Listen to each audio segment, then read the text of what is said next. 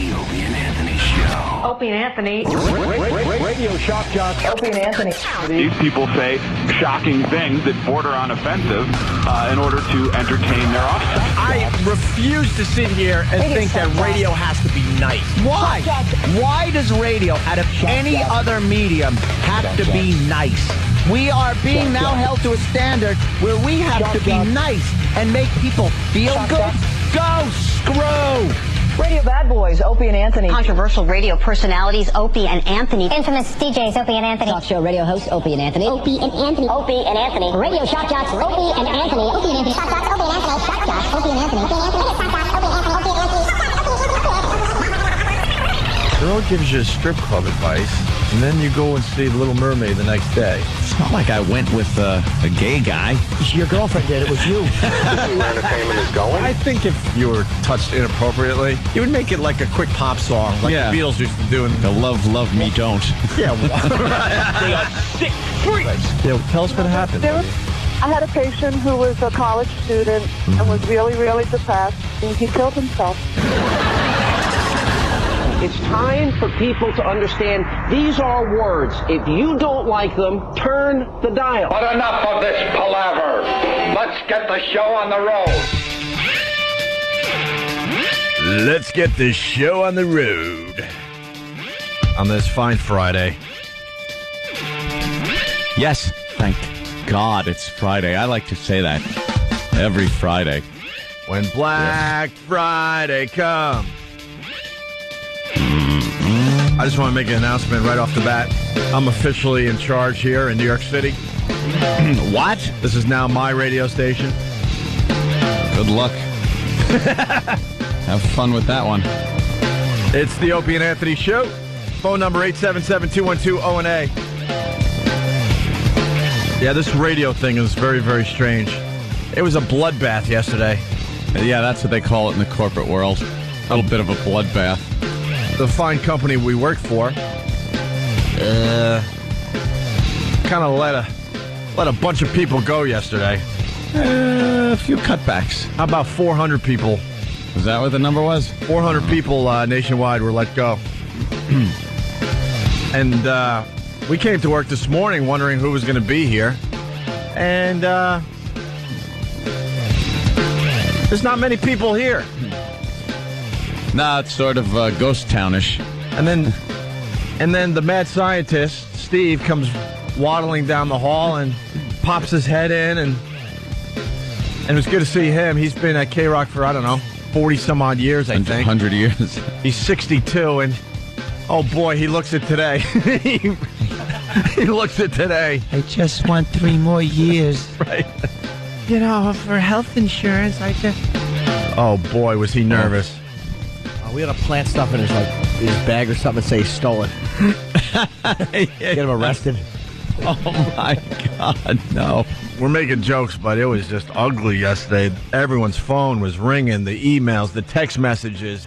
Have you heard? Have you heard? Have you heard? Yep. Phone calls. And then looking at the list, I'm like, oh, my God, I worked with half these people over the years. Mm-hmm.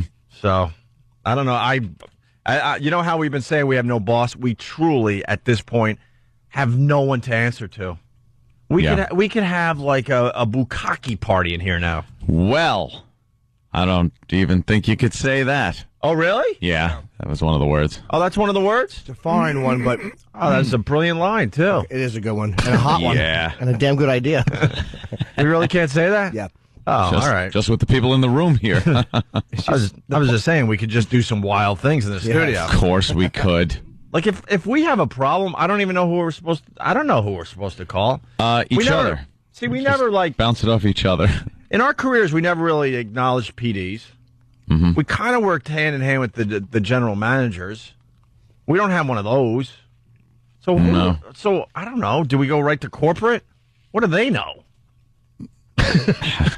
What do they know? Had to tell people they no longer have jobs, so good point. You got to be a little touchy with them. Good point. Good point. Yeah, but I think they're even nervous at this point.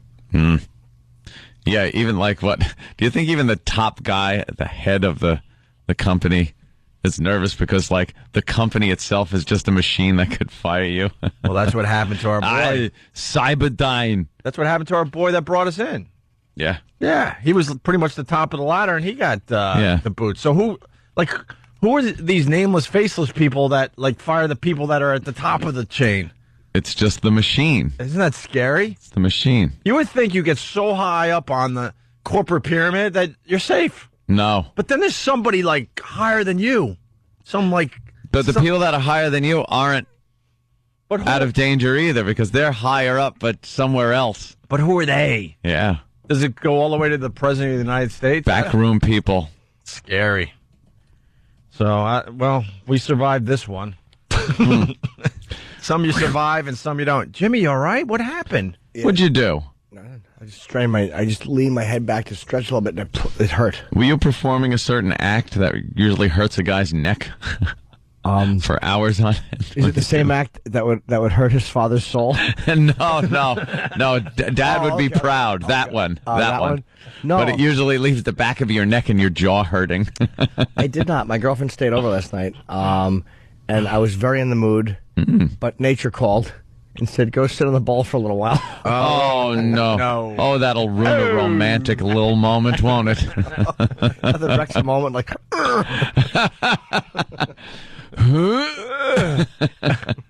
No, it sucks. It's funny you say that because I think it was yesterday.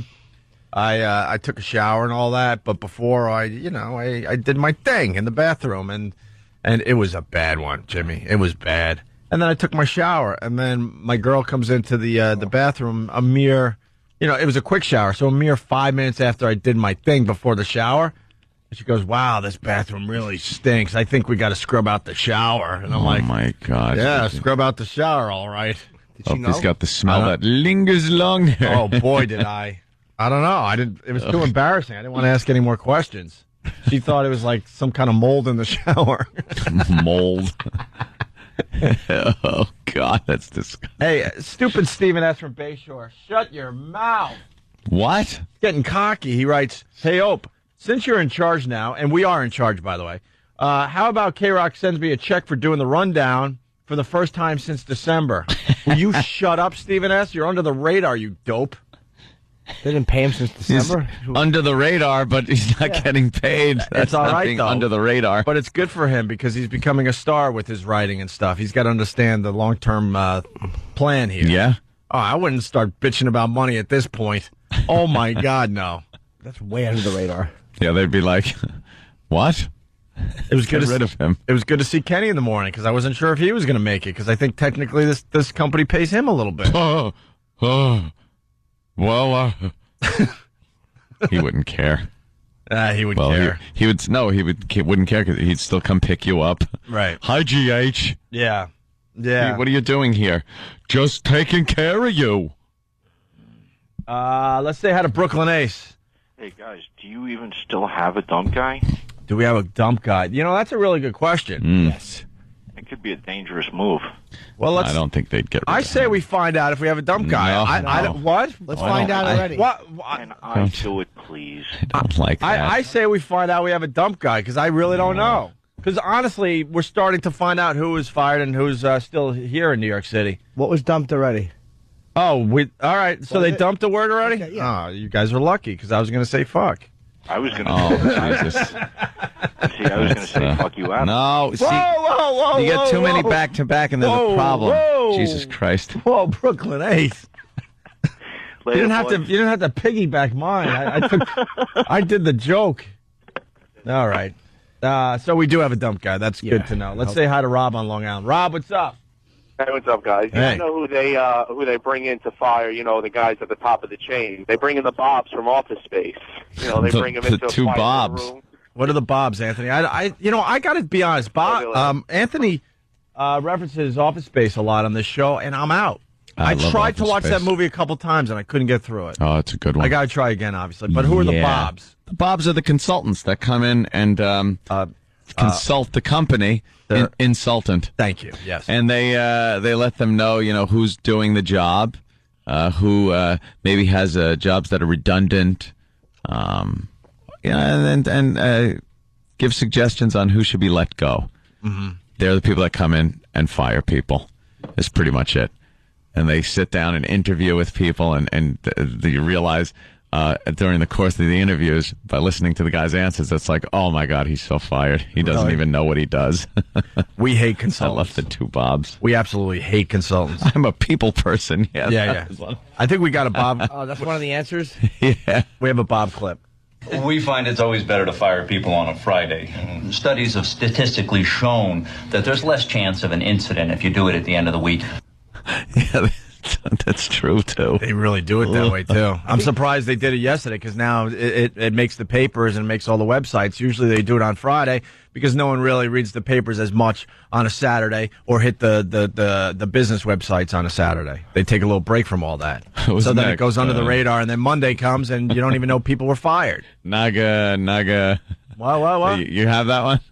Oh, the people person. Naga, well, not going to work here no more. Which one you have? People skills. All right, let's hear this. What would you say you do here? Well, look, I already told you. I deal with the goddamn customers so the engineers don't have to. I have people skills. I am good at dealing with people. Can't you understand that? What the hell is wrong with you people? It's a great way to just get fired. Yeah. They typically fire people, too, like in situations where they don't know. They say never fire them out of your office. Because people typically, shooters, will come back. That's what they say, to where they were fired. A lot of times they put them into a conference room, which is why a lot of firings are done in conference rooms, so they don't come to the boss's office and look for him with a rifle. That way they'll just shoot some poor people that are in there for lunch. Yeah, exactly. Someone eating a tuna salad. And then they, I think they said before vacation sometimes, too, because then the normalcy of getting up, you don't miss it. Like, you have a whole week where you weren't supposed to get up. My greatest firing ever was when I was working in Buffalo, and we had no clue. We heard there was a big meeting on Monday, and it was actually on a Tuesday, because it was one of those long, holiday weekends where you had Monday off, and we come back in Tuesday. All weekend, we're like, God, what do you think's happening? You think they're going to pump money into the station or tweak it a little bit or hire a big morning show, right? So we go into this conference room, and they close the doors, and there's a bunch of guys that we've never seen before, and they turn out to be like you were saying earlier, Ant, the big guys. The big guys. And they didn't even like sugarcoat it. They're like, we are letting everybody go, and the station is being sold to the competition. Bye. And then the shock on everyone's face is we had no clue it was coming. So then they're like, you guys got, I think they said less than an hour to get out of this building. I mean, they were like hardcore. Pack your crap and leave. And I've told the story many times. So as just a kid, just kind of starting my radio career, I went right for the prize closet because it was changing formats and the competition was taking it over. I'm like, screw the competition. And I loaded up my Honda with just box sets and CDs of everything we were playing.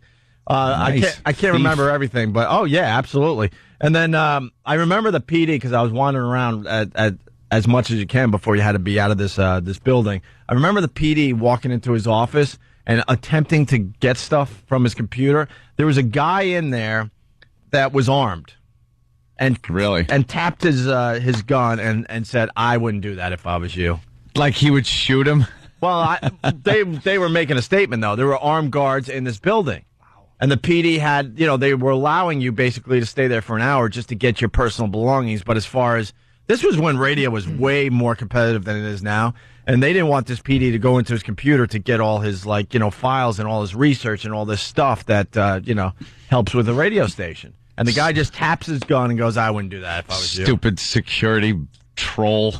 Huh? The stupid security troll with his, what does he think? He's going to shoot the guy. I think you better look over his use of deadly physical force book and see what's allowed. Yeah, but this guy was just a dopey PD. We're just dopey jocks. So obviously just a tap of the gun. You're not going to be, questioning anything. And they knew that. And I don't know if it was just a dopey security guy. I think it was like some retired, police guys and stuff. Drop the Creedence Clearwater Revival CD. Drop it! That's why did you shoot him? He was attempting to log on with C prompt. You have a good firing story, Ed, or? Oh, my most embarrassing one was I was working at a place I guess they had since changed the name. It was Dan's Bakery out there in Central Islip on Long Island. As a kid, my uncle got me the job because he was the supervisor over there, and I was the worst. I was the worst. I'd come in. I was supposed to work Saturday because I was still going to school at the time, and I was, of course, hungover from Friday night. And I would just kind of go in the back and sleep. And he knew that, and occasionally I would push a broom around to clean up because there was dough and sesame seeds all over the place. It's a bread factory. And after so long of me doing this, my uncle just came up to me one day and woke me up. I was laying down on the desk, and he goes, "Why don't you just go home?" Right. And I was like, "Oh, okay." I was kind of psyched because I was tired. Wait, you were sleeping at the desk and he just taps you? Yeah. Yeah. He was like, "Anthony, why don't you just go home?" I was like, "Oh, okay." So I left. How psyched were you? I was so psyched because I was tired and I wanted to go to bed and everything. So I went home, went to bed. And then my mother comes in after a while and she's like, you got fired today? I was like, "No. Uncle Tony sent me home." And it was your uncle? Yeah. He knew I was, a lazy bastard. He goes, my mother goes, "No, you weren't just sent home for the day. You were fired." Because you're too stupid to even realize you got fired? She goes, "What were you doing?" I go, I guess I was sleeping." So then it was so hard to, go over family functions and stuff because I had to, look at my uncle and know he fired me. And it was kind of awkward. Oh, no. Oh, it's cool now. Love the guy. He's great. Which uncle? Uncle Tony. Wait, okay. Yeah. Why'd he fire you, though? He could have given you a warning. I think he did a few times. I was just the worst. I was the worst employee when it came to working, physical work. I just didn't like it. I wanted something better. But who does? Radio.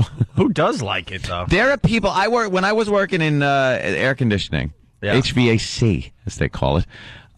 There were guys that enjoyed the job.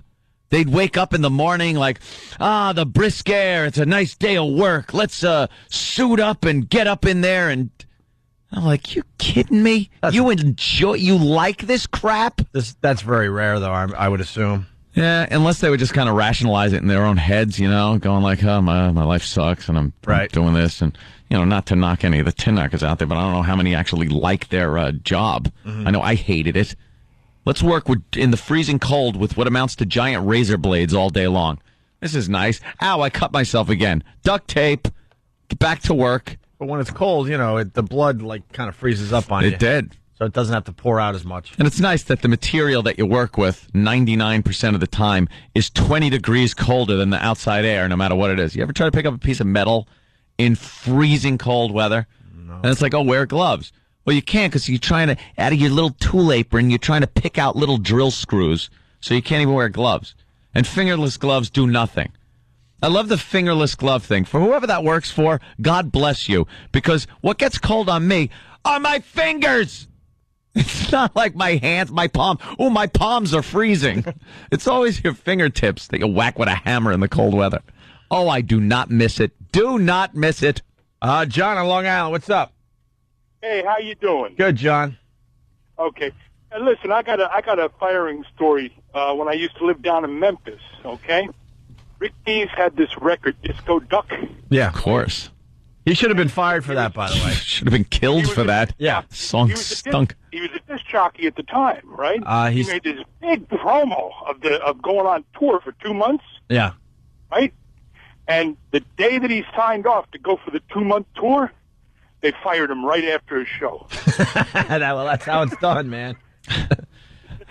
That's what. Okay. Hey, all right. That's what sucks about doing a radio show. You never know when your last show is. They never do the right thing and go, guys. Today's the day you got to say goodbye. You just sign off and hope you get to come back the next day. It's the weirdest business ever. I mean, I still love it, but it's just so stupid. No, I upset Chris there a little bit. Which one? The New York Chris down there. Yeah. Hey, Chris. Hey, what's up, guys? How you doing? I'm on my way into work right now. I'm work for Local 30. I'm a tin knocker. I just want to thank Anthony for crushing my dreams. See, now, don't get me wrong, Chris. I understand where you're coming from because I would drive in and I would listen to the radio And I wanted to do radio. I didn't want to knock tin. And then one day, I guess it was Howard's show. He said something like he took a call from a tin knocker, and the guy was bashing Howie about something. And Howard goes, "Well, what do you do?" He goes, "I'm a tin knocker." He goes, "Tin knocker," and he just started slamming tin knockers. And I was driving my van, and I'm a tin knocker at the time, and I'm just going like, "Oh boy, I'm a tin knocker, and this sucks, and I'd rather be doing radio." And look at what happened. See, Chris, it could happen for you too. And we got Howard back many, many ways, by the way, yes, over the years. So. Exactly. So F you, Howard. I just do it to work from weekend to weekend because I'm a musician also. So it's funny hearing you tell your stories.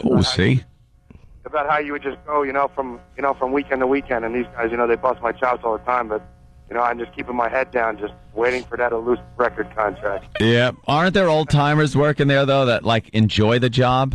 There's some that enjoy the job, and then there's some that just look at me with that look, and they're just like, "Why are you doing this?"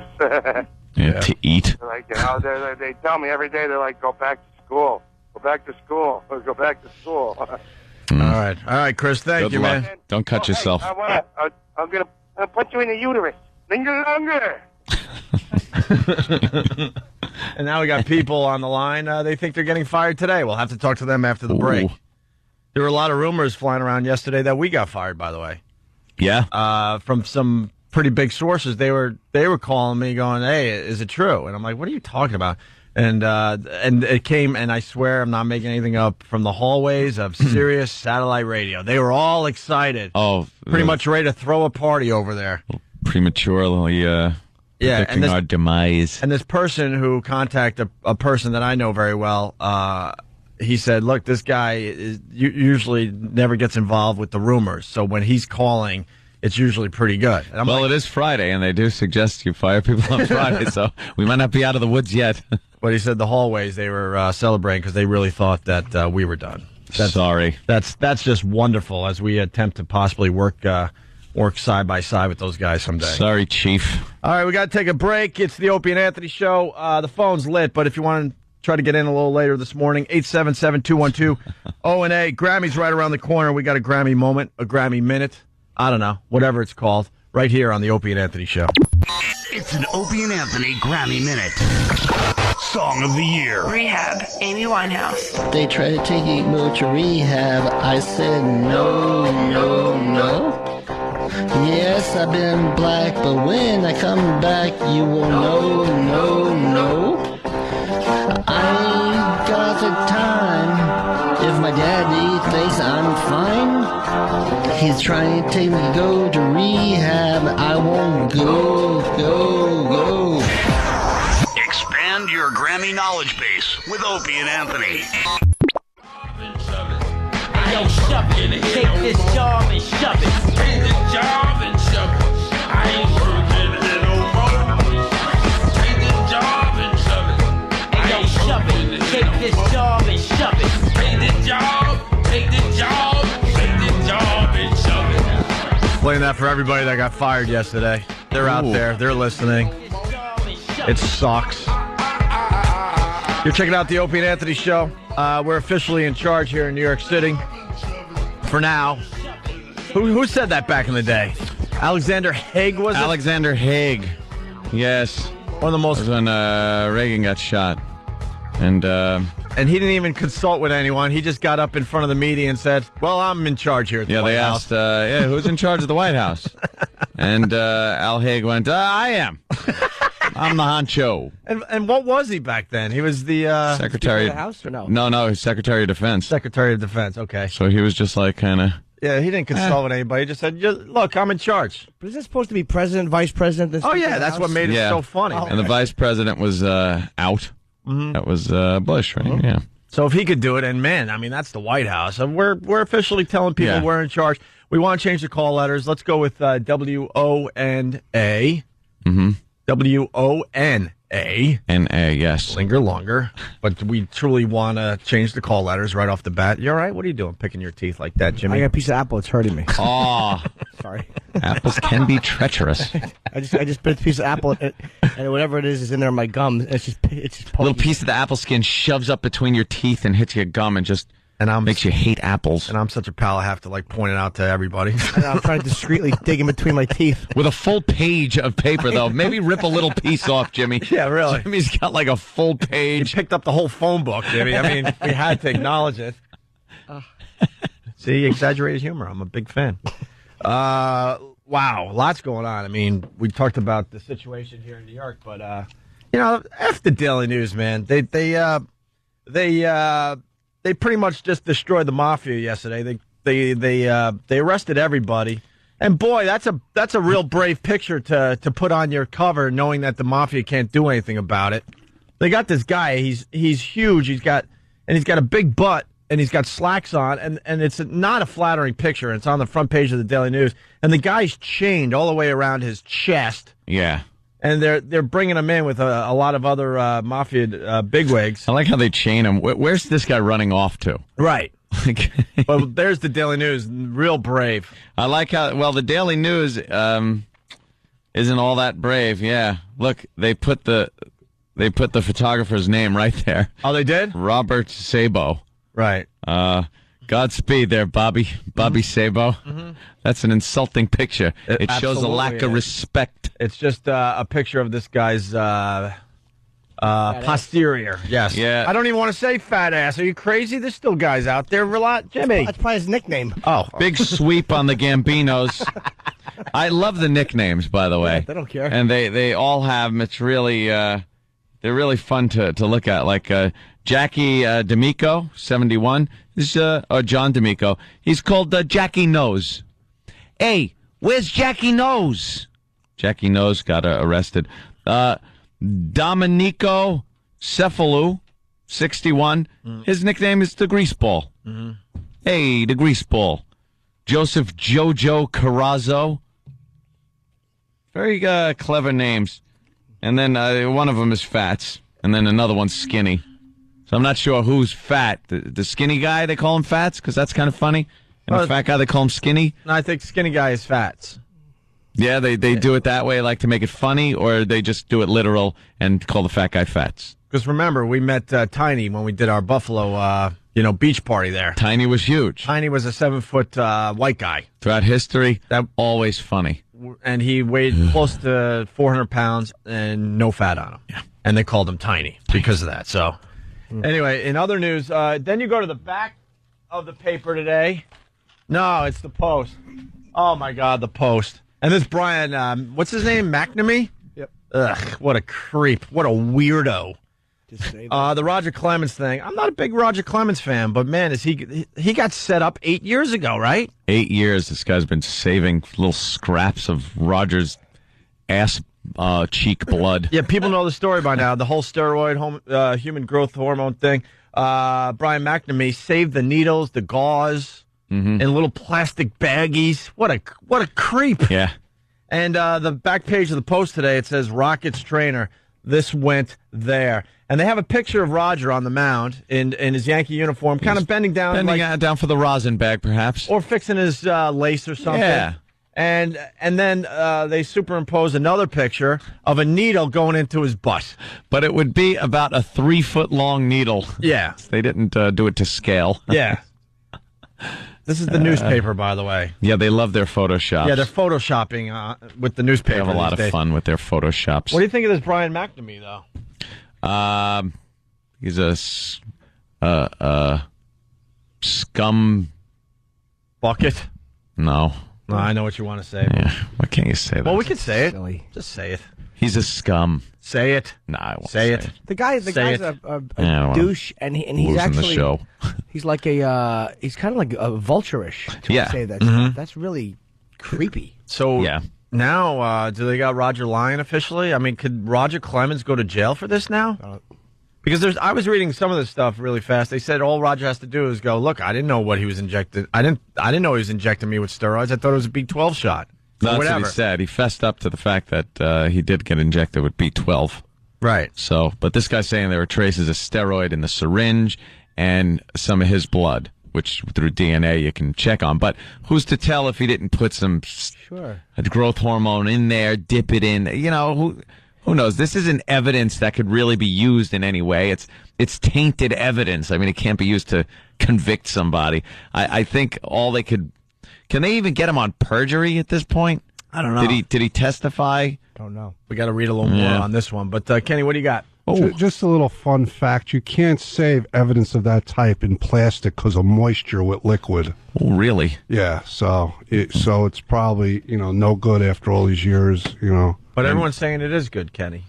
You can't save because evidence. it's the DNA stuff. Oh, you can't save evidence? Not you can't save liquid evidence in plastic because of moisture. But they're not even worried about the liquid part of it. They're worried about the DNA actually on the needle. Right. Which is there. Bottom line is, how about if we use DNA technology to free people who are convicted of crimes they didn't commit?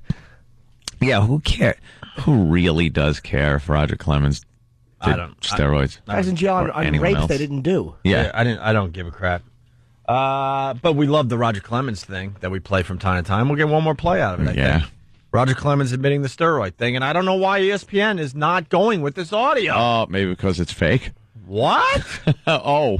I want to say thanks to this Mitchell report. I've been getting emails and questions on this subject, and now the whole world knows the answer is that I use steroids. Over the last 15 days or so, when I played in Toronto for the Blue Jays, Brian McNamee used steroids to inject into my body. And I'm very thankful for those steroids, and it's been extremely difficult to do this. I'm almost numb to steroids or human growth hormones. I'm angry about it, to be honest with you. It's hurtful to have thousands of people to inject human growth hormone into my body. My friends to inject steroids into my body. The New York Yankees to inject human growth hormone into my body. My children use drugs, and it means a lot to me. In my family, to inject steroids.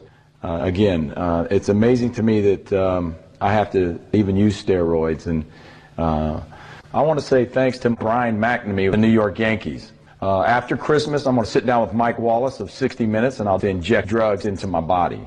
Right there in front of him, and we'll do all this again. And let me be clear that I'm very thankful for those steroids. And Mike Wallace used drugs now that that's come out. My children to inject steroids into Mike Wallace of 60 Minutes. But we're coming upon Christmas now, and I have been blessed in my life. I've been blessed in my career, and the answer is that I use steroids. It's my favorite part, the fact that his children are injecting Mike Wallace. With steroids. Everything up till then was feasible. Yeah. That's ridiculous. Let's go to Shane in the Bronx, NYPD. What's up, Shane? Good morning, gentlemen. How are you, Shane? Yeah, Good. Ope met your sister a few weeks ago at F.H. Riley's Village. Leave her alone. No, she's a very, very sweet girl. Yeah. Any type of serological or biological evidence has to be stored in a paper bag, as Kenny said, so no moisture or anything gets caught on it. And then if it's put in plastic, it won't be admissible in court because it's cross-contamination. I liked storing blood evidence on my knuckles. I give shampoos. All right, Shane. I heard about you, too. I heard you had a good time at FH, so. All right, well. Or you didn't want to elaborate. Now I feel awkward. I was trying to sneak a plug in there. That didn't work. Saw that. Pedro Martinez, keeping with the sports thing. And good for him. He's defending going to a cockfight in the Dominican Republic. Yeah. I think TMZ's got the video. A lot of places have the video, but they refuse to show the actual cockfighting. Yeah, they won't show it because it's cruel to the little animals. And people get disturbed when they see chickens fighting. The story goes... I like to see any animals really fight. I think that's a spectacle of the olden days. You think? Yeah, people don't really like seeing animals fight anymore. I love when a couple... Not to the point of death, of course, but I love when a couple of people are walking their dogs and the dogs just go at it with each other, doing that whole... around the neck and saliva's flying because the owners freak out. Oh my God, they're trying to pull away. You know what though? It's great always, stuff. It's always one of those little effers those little tiny yappy little dogs? Yip dogs. I like the thinking like, they got balls of steel. They're this big. Like a good mid-sized dogs. A couple of mid-sized, like Yeah, I like Labradors or Goldies or something like that going at each other. They grab on the neck and spin their head around. It's That's good stuff. The yips, though. Yeah. They're the ones that think they're tough. They nip. Look out, he nips. Does he? It's called biting, and if he does it, he's flying 50 yards. Yeah. Hey, I was on the elevator in my building, and a guy had a dog who always snaps at people, but he holds it pretty tight, but he laughs about it. Like it's a cute little, like it's not a cute personality trait your dog has. Yeah. You have an awful dog, sir. Yeah. If it was bigger, it would have to be put to sleep. Right. Dummy. If it was smaller, I would have hit it. But it was right there in the middle where it could kind of hurt me, so I was just kind of like, well, you better be Backing careful, off. fella.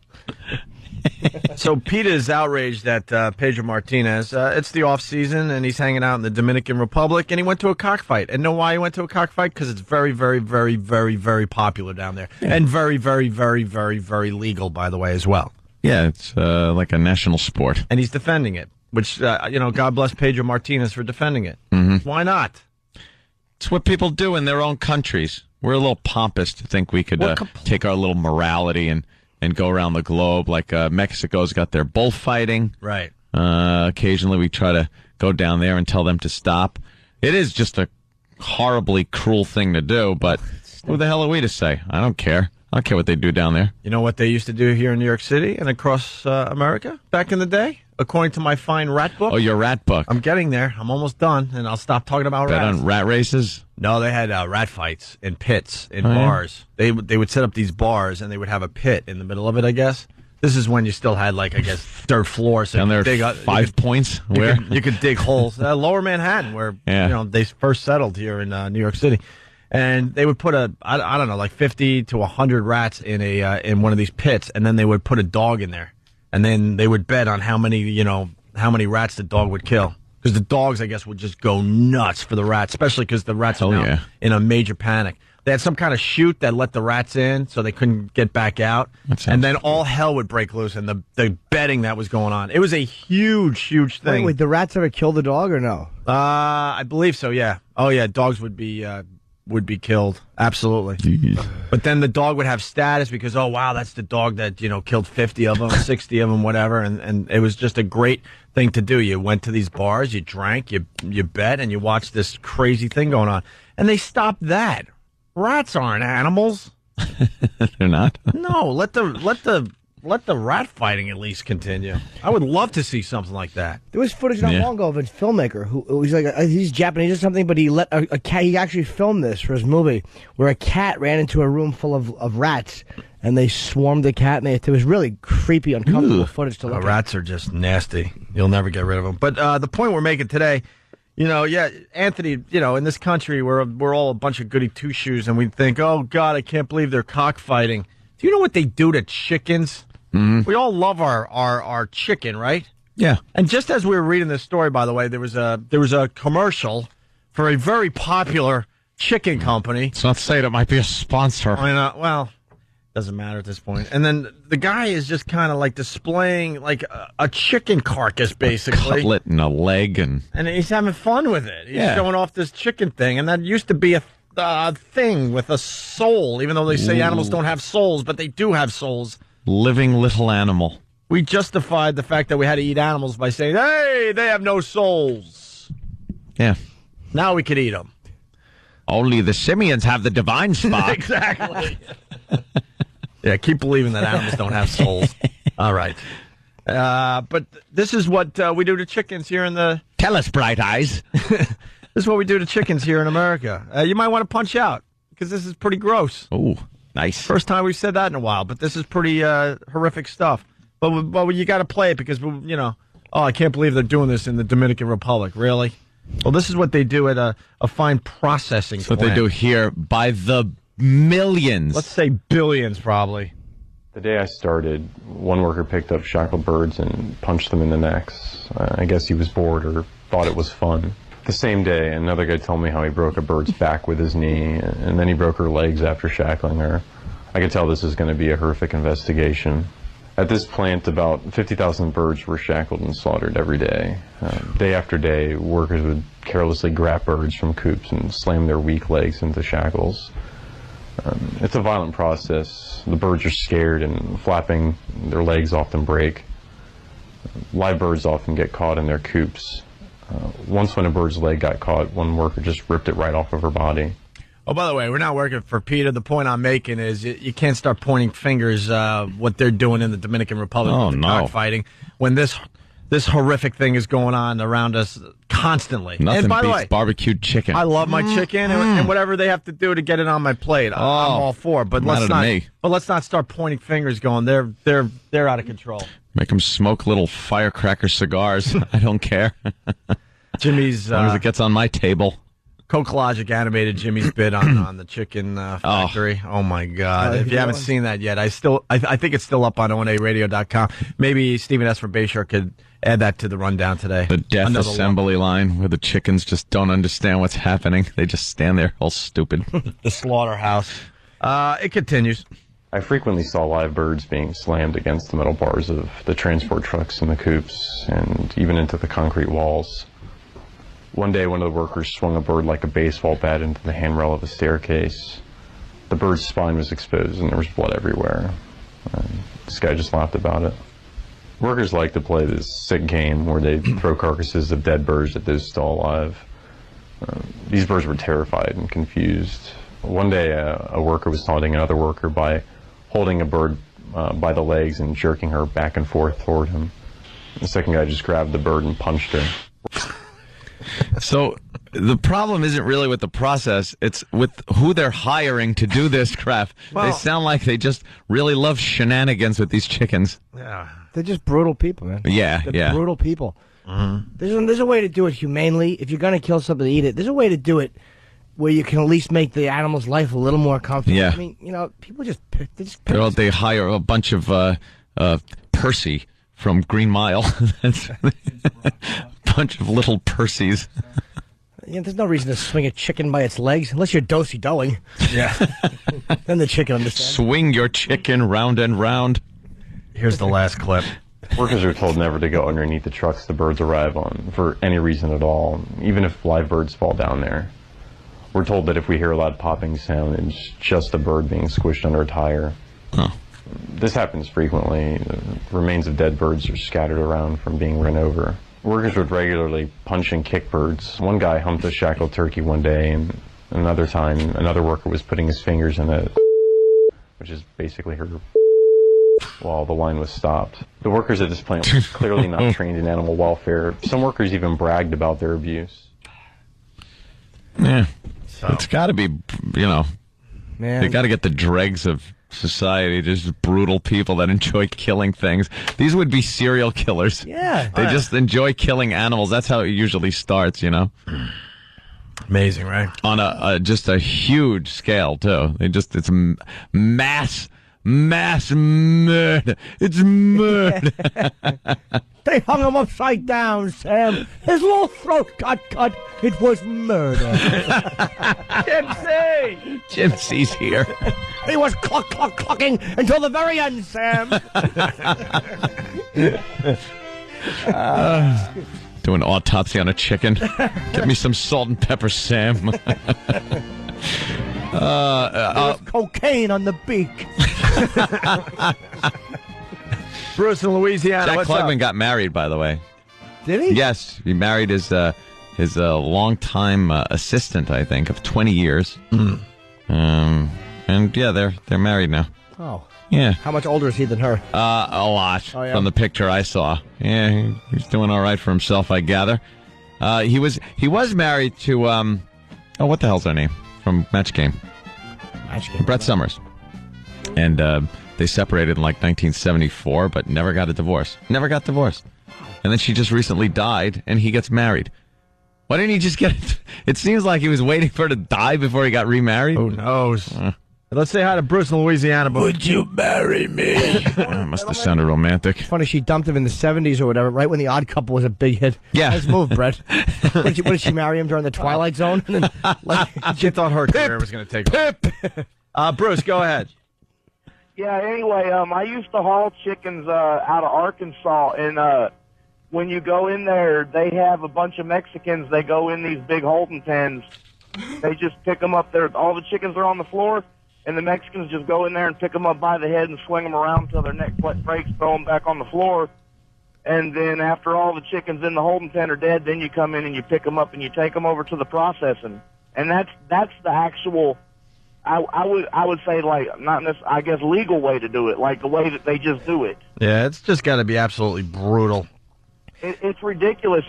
I went and watched. Yeah, I'm not really watched, but I was just being nosy.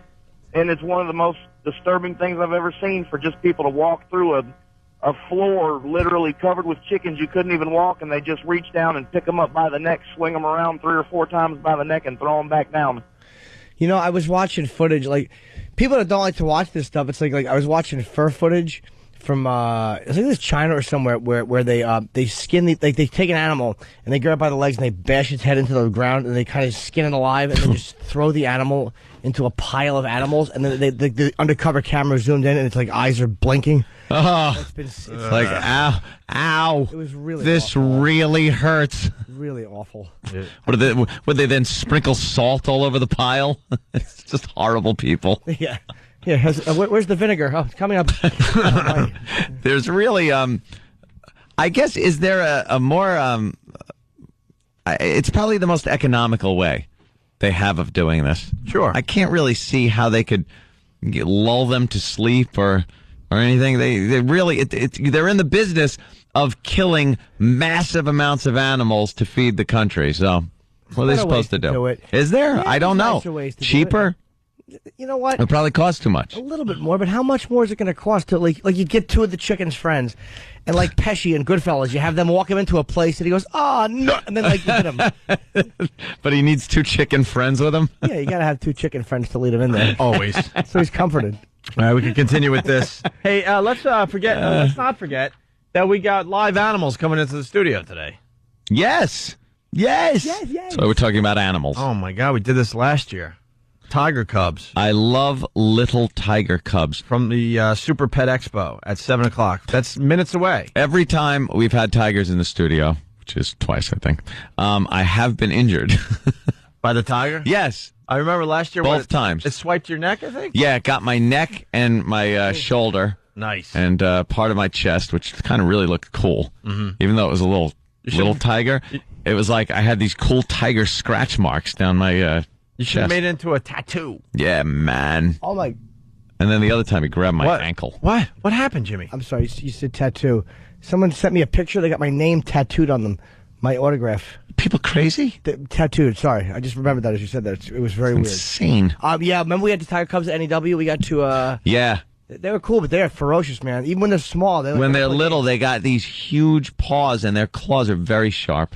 All right, and they love playing. We'll do about 2 minutes with the Tigers. Because I let's want be to pet honest, them. it's going to be boring for everybody. Tigers. Also, we got Louis C.K. coming in to promote some stuff. And I guess that stupid show in Cleveland went after Louis C.K. Maxwell? Yeah, the dope that says, and punt.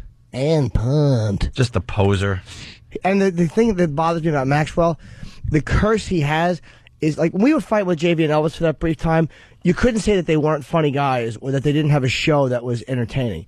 But he's just not a funny dude. No. He doesn't have the gift of being funny. He's awful. He's a fat man with a breathing apparatus. He's absolutely awful. We'll get into that a little bit. That dumb show's on our radar today, so we'll slap them around and throw them back into obscurity. It's the Opie and Anthony show. Let's go to the FU line, see what you guys are bitching about today. Thanks for calling the Opie and Anthony FU line. Here's the latest batch of FUs. You have 7 new voice messages. First voice message. Yeah, I'd like to leave a big you to my boss. Thanks for only giving me a 50-cent raise after a year and a half. I hope you go bankrupt. Next message. Yeah, I'd like to give a big you to a guy I work with. Alan, you're a everybody knows it. You're ugly. You smell funny. No one can stand you. Please stop waking up in the morning. You. Next message. I want to send a big F you out to our co-worker, Timmy, for being such a short little bitch. Hey, Timmy, you. Next message. Hey, it's Rob in Augusta. I want to leave a big F you to Sandy, the girl that I picked up at the bar, hung out with her for a couple of weeks. She licked, gave me great, and then just blows me off. What's up with that? F you, Sandy. Next message. Hey, this is Mike in Stockton, and I want to give a big you to all the hookers on Craigslist that try to pull the bait and switch.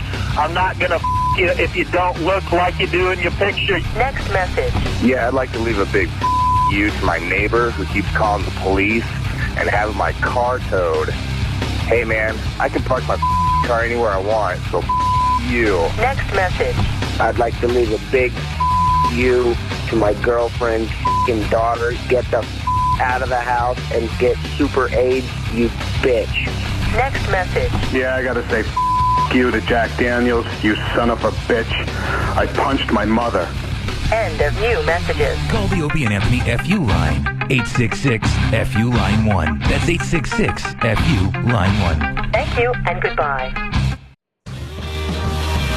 I am so psyched. I'm not. Why? We got Tiger Cubs. Well, I thought we had Tiger Cubs. You're checking out the Opie and Anthony show.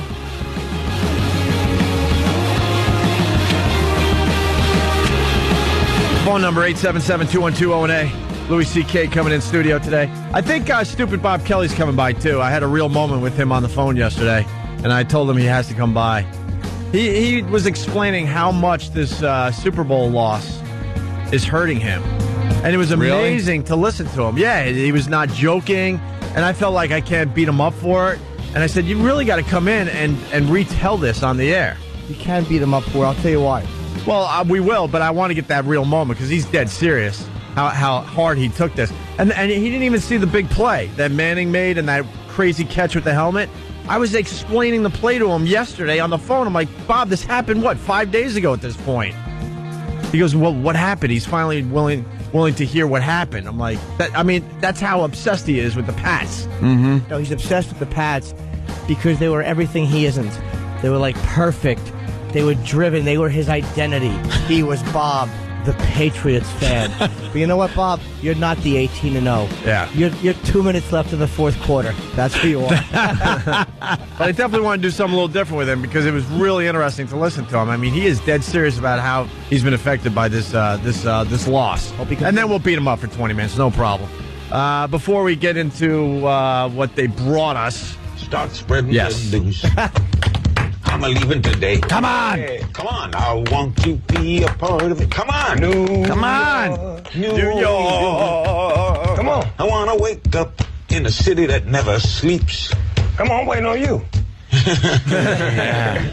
Larry, I'm following your lead. I'm your background. It's but the you ain't doing nothing. Show. You're hanging me out to dry.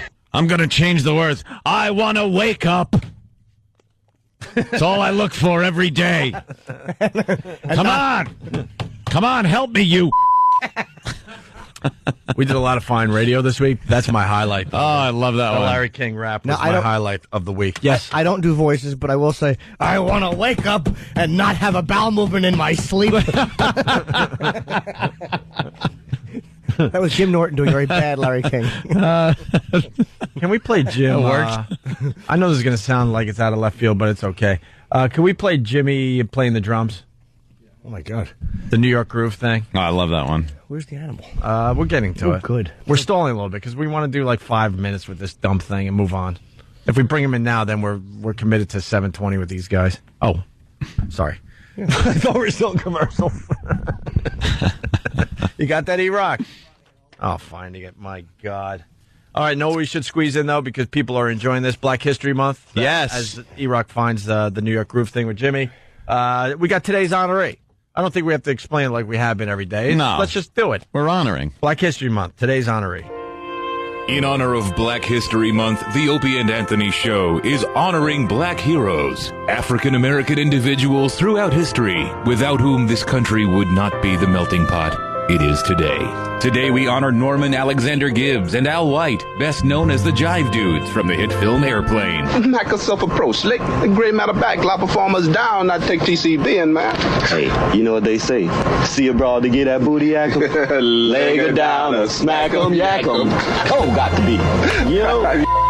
Our sentiments exactly. Stay tuned for more icons of black history on the Opie and Anthony Show. Wow, that was... Hey, I like today. Hold on, I'm choking up a little bit there. That was a nice little tribute. I like today's honoree. Hey, we got to get Travis's wife in here, by the way, before we bring in the pet people. We like to call her the Beard. The Beard, yes. Yeah. That's right. But first, Jimmy. We're back in the New York groove. We're back in the New York groove. Welcome back to the Opie and Anthony show.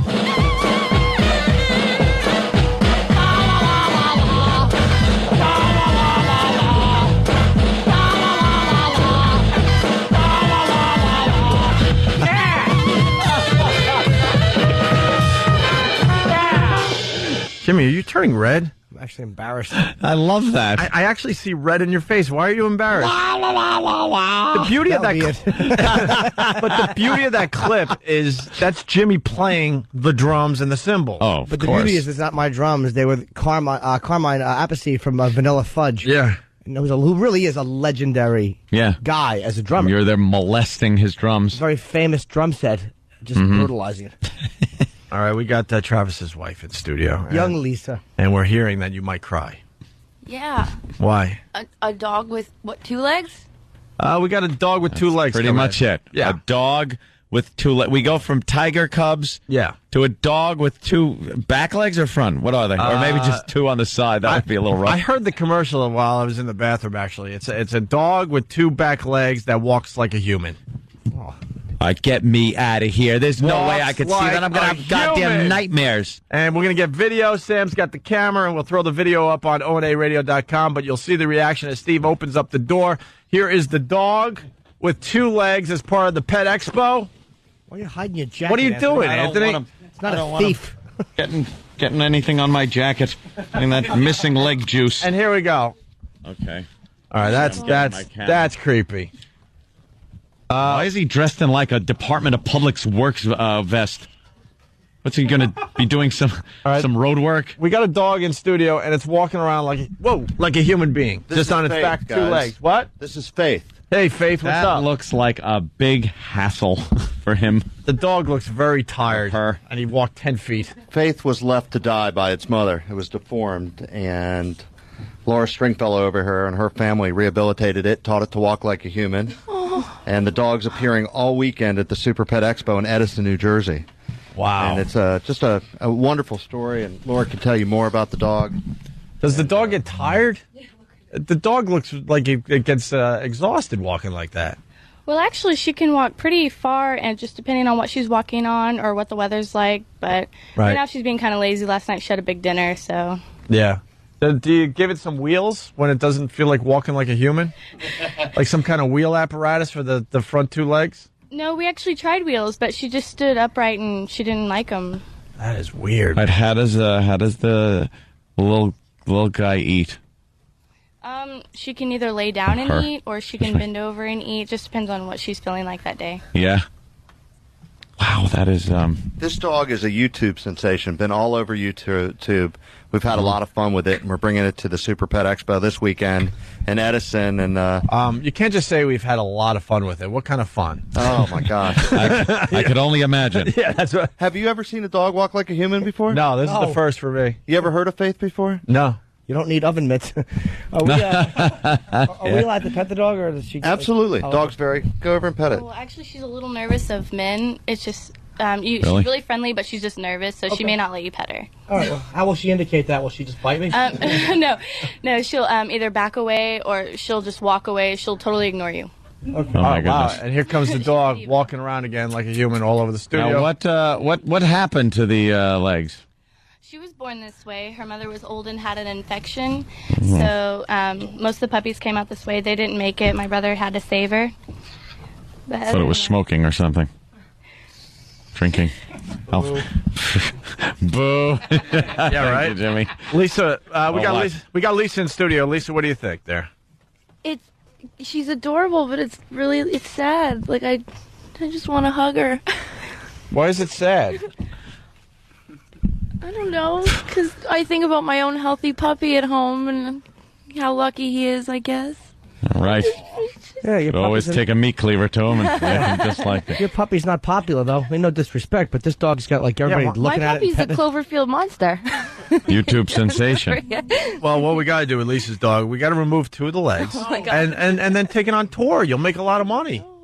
It'll be a nice retirement fund for you and Travis. She's beautiful. Yeah. I'm going to attempt to pet her, but I have a feeling that she's going to be skittish. Oh, my God. She's not used to...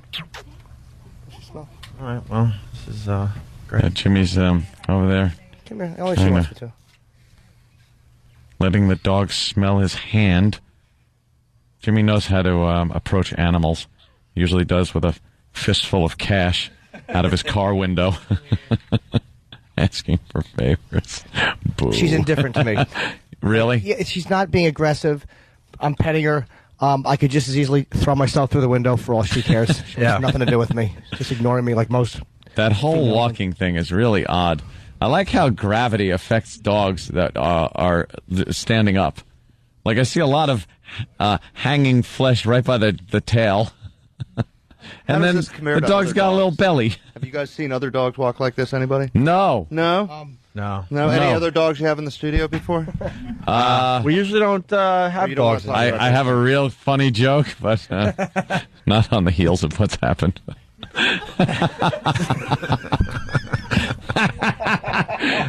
we have a funny story about Faith. I bet you do. Wait. You got a funny story We about Faith? got when she was first on YouTube. We must have gotten over 100 emails in one day and saying, "Hey, bring her to the show, bring her to the show." So we finally tracked down Jude, Laura's mother, and we're grateful that they're coming and talking about their story of how they rehabbed this dog that was left to die. It was born with deformities, and they're going to tell the story tonight when they're appearing at Super Pet Expo. And the beauty of what Laura's gone through is they took this dog from nothing and made it into something, and so it's kind of an inspirational dog. Funny, there it is. How great would it be if she just, because Steve is trying to pet her, how great would it be if she just took 2 of his fingers off? I would love one that. act of viciousness. Wait. I got to go back, though. You said there was a funny story here. Oh, she was rehabbed. That's the funny part. She was brought back to life. She was left to die. She was going to be gone. And that's the funny story. I don't know. I think it's okay. I think he figuratively speaking, not quite literally. Right. Thanks for covering for me. I'm trying. I know last year we were here.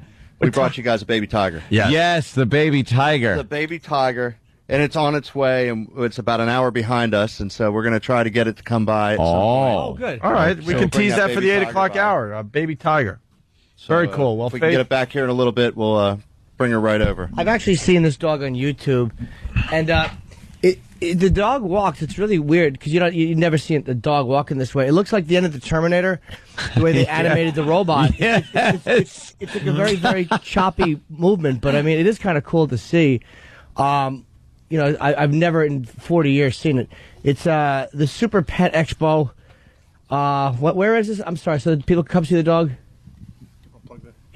Yep, this weekend, Super Pet Expo, Edison, New Jersey, superpetexpo.com. We got all types of animal entertainment, tons of shopping, cool pet products that you're not going to find at traditional pet stores. Okay. We brought a couple samples by from one of our sponsors, Poop Freeze. It works on dog poop, cat poop, human poop. What is it? Because I do the same thing, but I have a freezer. I just pick it up and put it in there. Oh, really? Yeah, for like, when you have people over. Yeah, I know. What does I this do that do? with Loose Stool. What do you do? What is this? It's just spray and pray. You put a little frost on the poop. It makes it easy to pick up. It's It really kind of neat freezes product. it a little bit. Yep, puts a little frosting. It's great for Loose Stool. Mr. Freeze. Wow. And we have nice. We got the Let me ultimate see. air dogs this weekend performing. We've got Elwood, the world's ugliest dog, from New Jersey. That's going to be at the show. We got a bird show. We got the Chicken Man. Not the Chicken Man. The Chicken Man. doesn't Maybe speak we'll German, bring him does he? by next year. The Chicken Man's making his annual appearance. What's the Chicken Man? He's got trained chickens. He's got these white, silky Bantam chickens. They're trained. He teaches them to do tricks. It's a one-of-a-kind. And you can check out the Chicken Man with a link to his site at superpetexpo.com. Let me ask you a question. Are you guys all PETA members? Oh, no. Okay. Negative. Not that it's bad. I'm not saying it's bad. Look at him. No. No, I like to eat meat. Oh, do you? It's faiththedog.net as well, by the way. All right. All right. very cute. Ladies, gentlemen.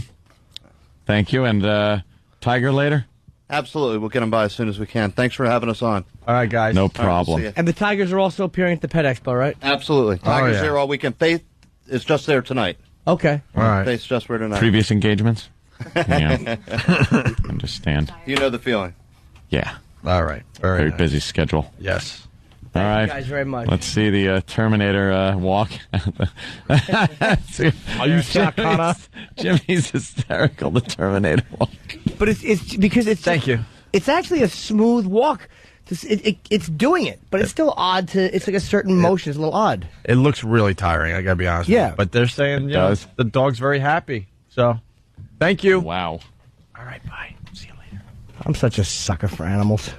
No, the thing freaked me out. I'm sorry. Did it? Yeah, totally freaked me Dog out. with 2 legs. The thing's not supposed to walk like that. You're right. It's like a horror movie. It's like watching the Ring and having that thing come out of the TV. It would be creepy if there were the two, like the left front and the left rear. You were the side leg. Yeah, how do you walk like that? Just gonna scrape yourself on. What are you doing? The poop freeze? You're gonna freeze your hand. You're gonna get frostbite or something. Is that bad? No, it's good. Probably to have is. Frostbite. What are you talking about? Of course it's bad. Don't freeze your hand. Here, feel this. No, I don't want to feel that. Give me your piece of paper. Piece of paper, yeah. This freezes poop. Oh, Christ. I didn't know it was going to come out like that. I just got Jimmy. Jesus. Was it cold? I don't know. It hit my shirt, but let's put it. Give me it. I'll spray it down here. I'm sorry, Jimmy. No, I'm sorry. You got my shirt. Freeze something. But what would you do if you sprayed Freeze my hand? Pat Duffy's beard and let's crack it off. Yeah, let's. Pat Duffy, come here. I want to freeze your beard. Give me that straw. The straw thing. Yeah, you need the straw. It went So flying. it doesn't go I think it out in hit a you. big mist. Anybody else have a straw? I want to freeze your beard. Is that cool? Yeah. Well, let's read the instructions first. Why? I don't know, because it might freeze his head like that stuff, and then you crack it and it falls. Like the Super Bowl when you were a kid and the guy would come into school. And shit. Yeah, with liquid Cryogenic. nitrogen, he'd put it in there and then right, come here. bounce it and it would shatter. No, this is too much fun. How do we do this? Do it from the side. Ow. Just over here. freeze his beard. I pull the beard because this thing's gonna shoot. No, You just gotta pull the beard. I don't want to. well, then it's gonna get his hand. Yeah, just let the There you beard go. hang. Let the beard hang. All right, watch out. Let the beard hang. I got good aim.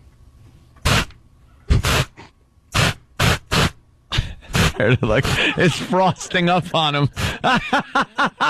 Get a little more. How does it feel? He got his chin that time. Smoking. He is. It's smoking. Maybe we should read the instructions. There's a Screw it.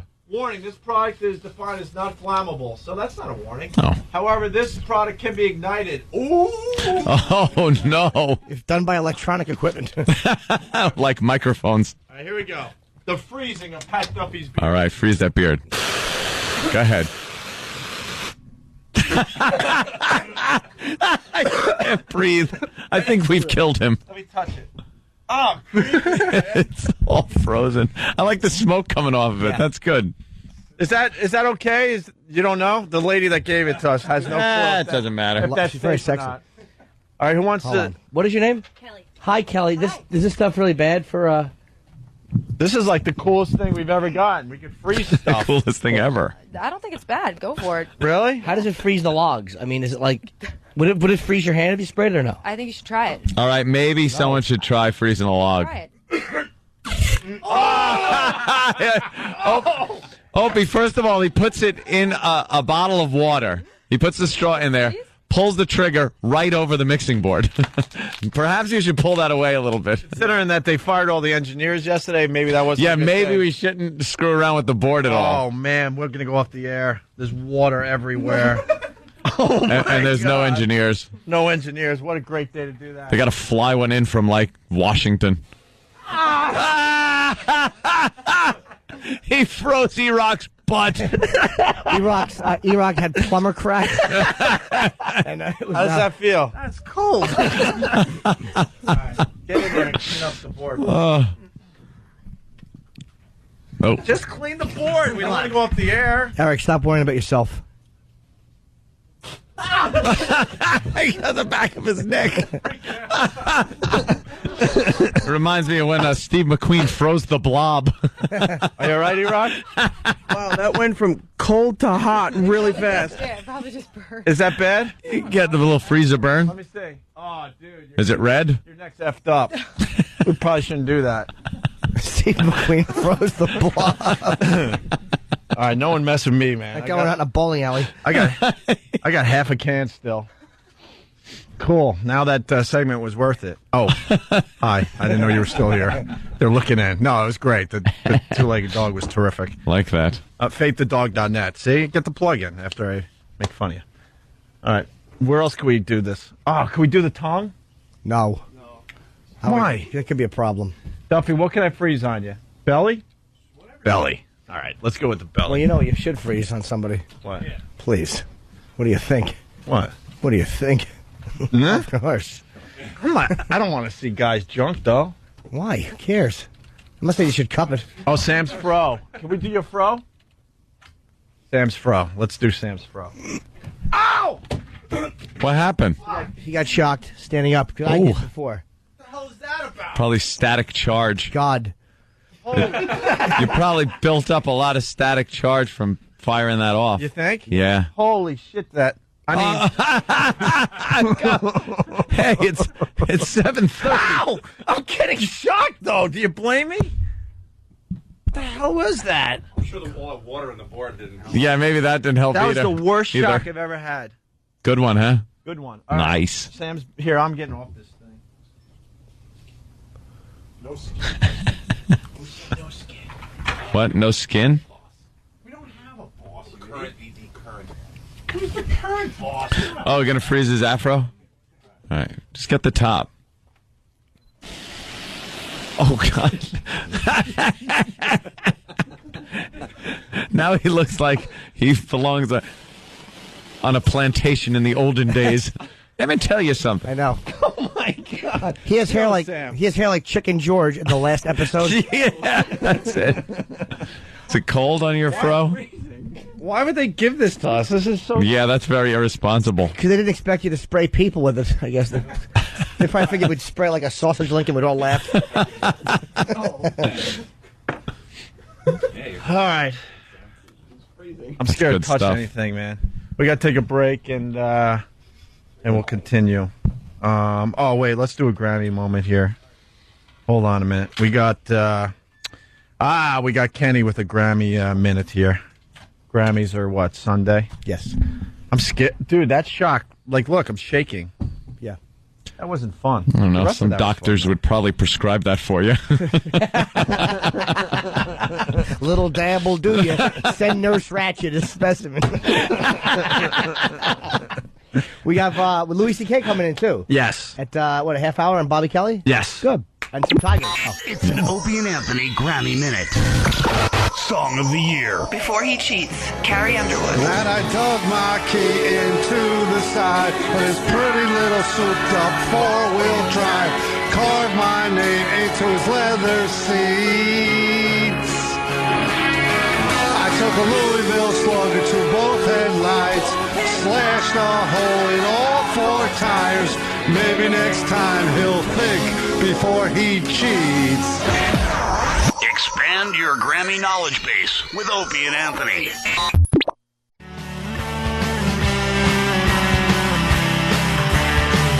All right, we're back to normal. Opie and Anthony. All hell is breaking loose around here the last couple of days. We just learned that you're not supposed to shoot that stuff on skin. Gets his wash immediately. Oops. Immediately. You all right, E-Rock? How's your butt crack in the back of your neck? The butt's fine. The neck's still a little burning, but it's all right. Stinging a bit. It'd be funny if he sneezed and his head just snapped off. Hysterical. All right. What else? Mitt Romney dropped out of the race. No surprise there. Whatever. What are we going to do? 20 minutes on that? He was done. He was done. McCain's your guy. Not my guy. Well, absolutely not my guy. And he's going to be the reason that we have the first black president in these United States of America. Think so? Yes, because there's a perfect storm developing, and John McCain is going to say or do something very stupid, and that's going to be the last thing needed to get Obama into the White House. Mark my word. What day is it? February 8th, 2008, I said this. No, I think that since he's guaranteed the nomination here, his handlers, his peeps, are going to keep him from saying anything stupid. Oh, yeah? He doesn't have to do anything right now. He's got to wait until the Democratic nomination's in, and then they start debating each other one-on-one. He's one of these guys. then he might trip up. He's one of these guys. I've heard about people like this that it's called he can't help himself. Yeah? Yeah, he can't help himself. I've heard about people like that. And he's one of these type of guys. Guy had a hard time in the nom. Yeah, but you know, his people could talk behind the scenes all they want, but he's just one of these guys that can't help himself. And there's going to be a live mic in front of him, and he's going to say something stupid, and that's going to be it for your boy. Kind of like that, though. What? A loose cannon thing. Yeah.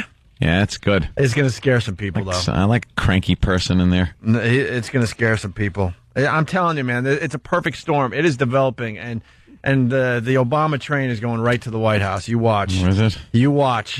You watch, my friend. Yeesh. Hey, you want to play your rant one last time? We had a fine week of radio, looking back a little bit. I finally did something I should have done a long time ago last night. What was that? I am a proud member of the National Rifle Association. From my cold, dead hands! Oh, good Lord. I should have done it a long time ago. Oh, great. Join the NRA? Yes. Surprised I didn't say you're too radical. We don't want you. Psychopath. It was time. I've had guns for a while, and they're the biggest gun lobby in the country. Yeah. So I give them my support. Yeah, great. I fully give them my support to the National Rifle Association. And they're supporting Obama in the next election. Shut up. Oh, no. What did I do? No, how could I would be very surprised. Obviously, they would go for McCain. Well, yeah, they would go Republican. Yes. Before they ever go Democrat. Yes, I understand that. Yeah. What do you get for joining the NRA? Well, you get a nifty patch. And you get a voice. Yeah. What I like. Get the voice of a very strong gun lobby. And I'm now one of them. I think they're very, a little too radical. Little too radical? Yeah, man. You don't. There's other groups I could have joined that you. You're right. Yeah, but this is the first step. You know, it all starts with the first drink. I mean, it's the NRA. And then NRA first, and then other initials. Oh, yeah. You're 2 years away from a federal building. Yeah. And let's just say a U-Haul. Yeah. No, I'm not. I love this grand country of ours. And people think I'm insane. Yeah, okay. I love how we all try to prove that everyone else in the studio is insane. Yeah, I know. We really do. I was just suggesting you need electroshock therapy, and I'm a maniac. Mm-hmm. See, I understand I'm garbage. You two actually think you have class. That's the beauty. It's like watching Ope go, I look at Ant with the guns, and you're going, look at him with the crazy beard. You're both garbage. That's what the problem is. I've never thought I had class, sir. Oh, and I know I do. Hey, hold on, because we have no boss, and Derek ran in here with this because I think they fired Tim. I'm not really sure. I haven't seen him yet today. Has anyone seen Tim? No. Is he one of the firings today? I hope not, because I like Tim. This is Derek. You know how we've been saying we have no boss? We truly, at this point, have no one to answer to. No boss. What's going to happen? Like, who will come to the window? I don't know. Give us crap. The biggest city as far as radio goes with no boss. In our careers, we never really acknowledged PDs. We kind of worked hand in hand with the general managers. We don't have one of those. So, I don't know. Do we go right to corporate? What do they know? No boss. It's a fantastic station. Is it? With no boss. No boss. We've seen it all. Oh, my God, have we? We've seen it all.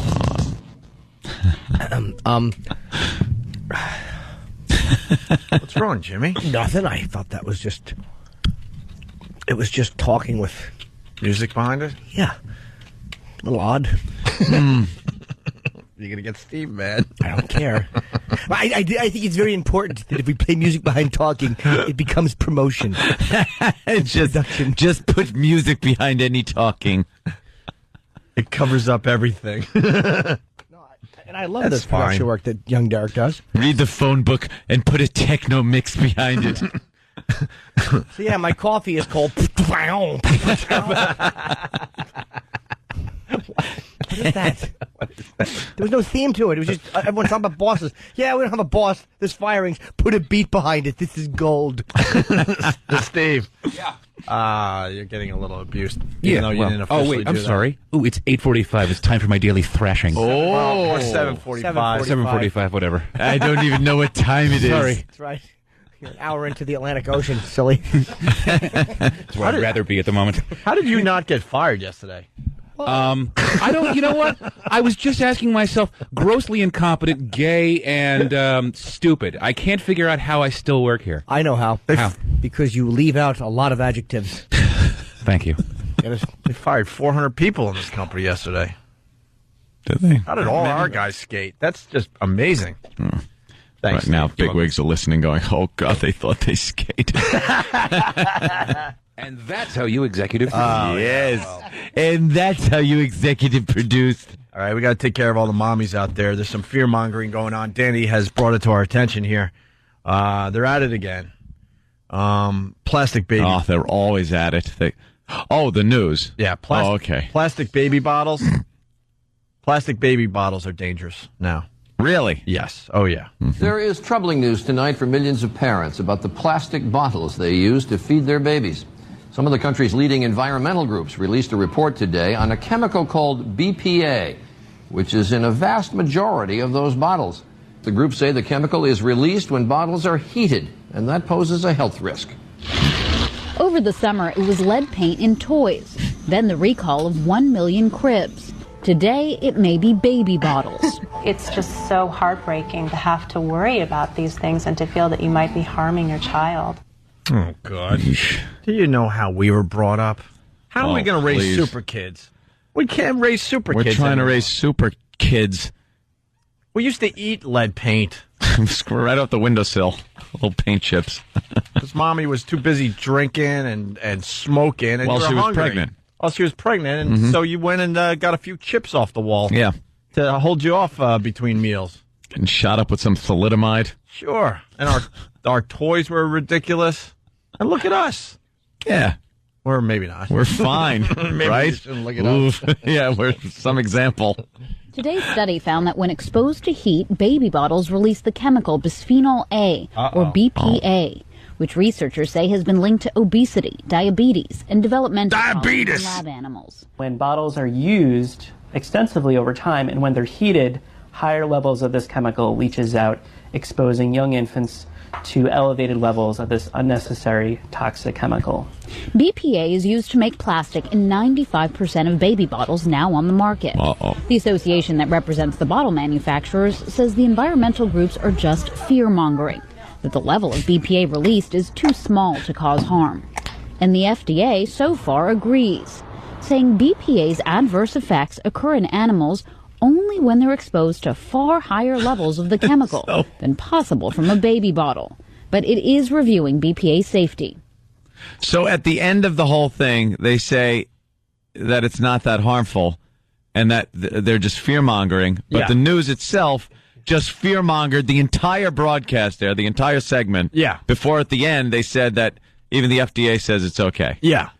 Nice. It was all about getting people to watch the news last night because everyone has a little effort. I go to Liberty for my baby bottles. That way they don't get the diabetes. We don't have to play the last clip, do we?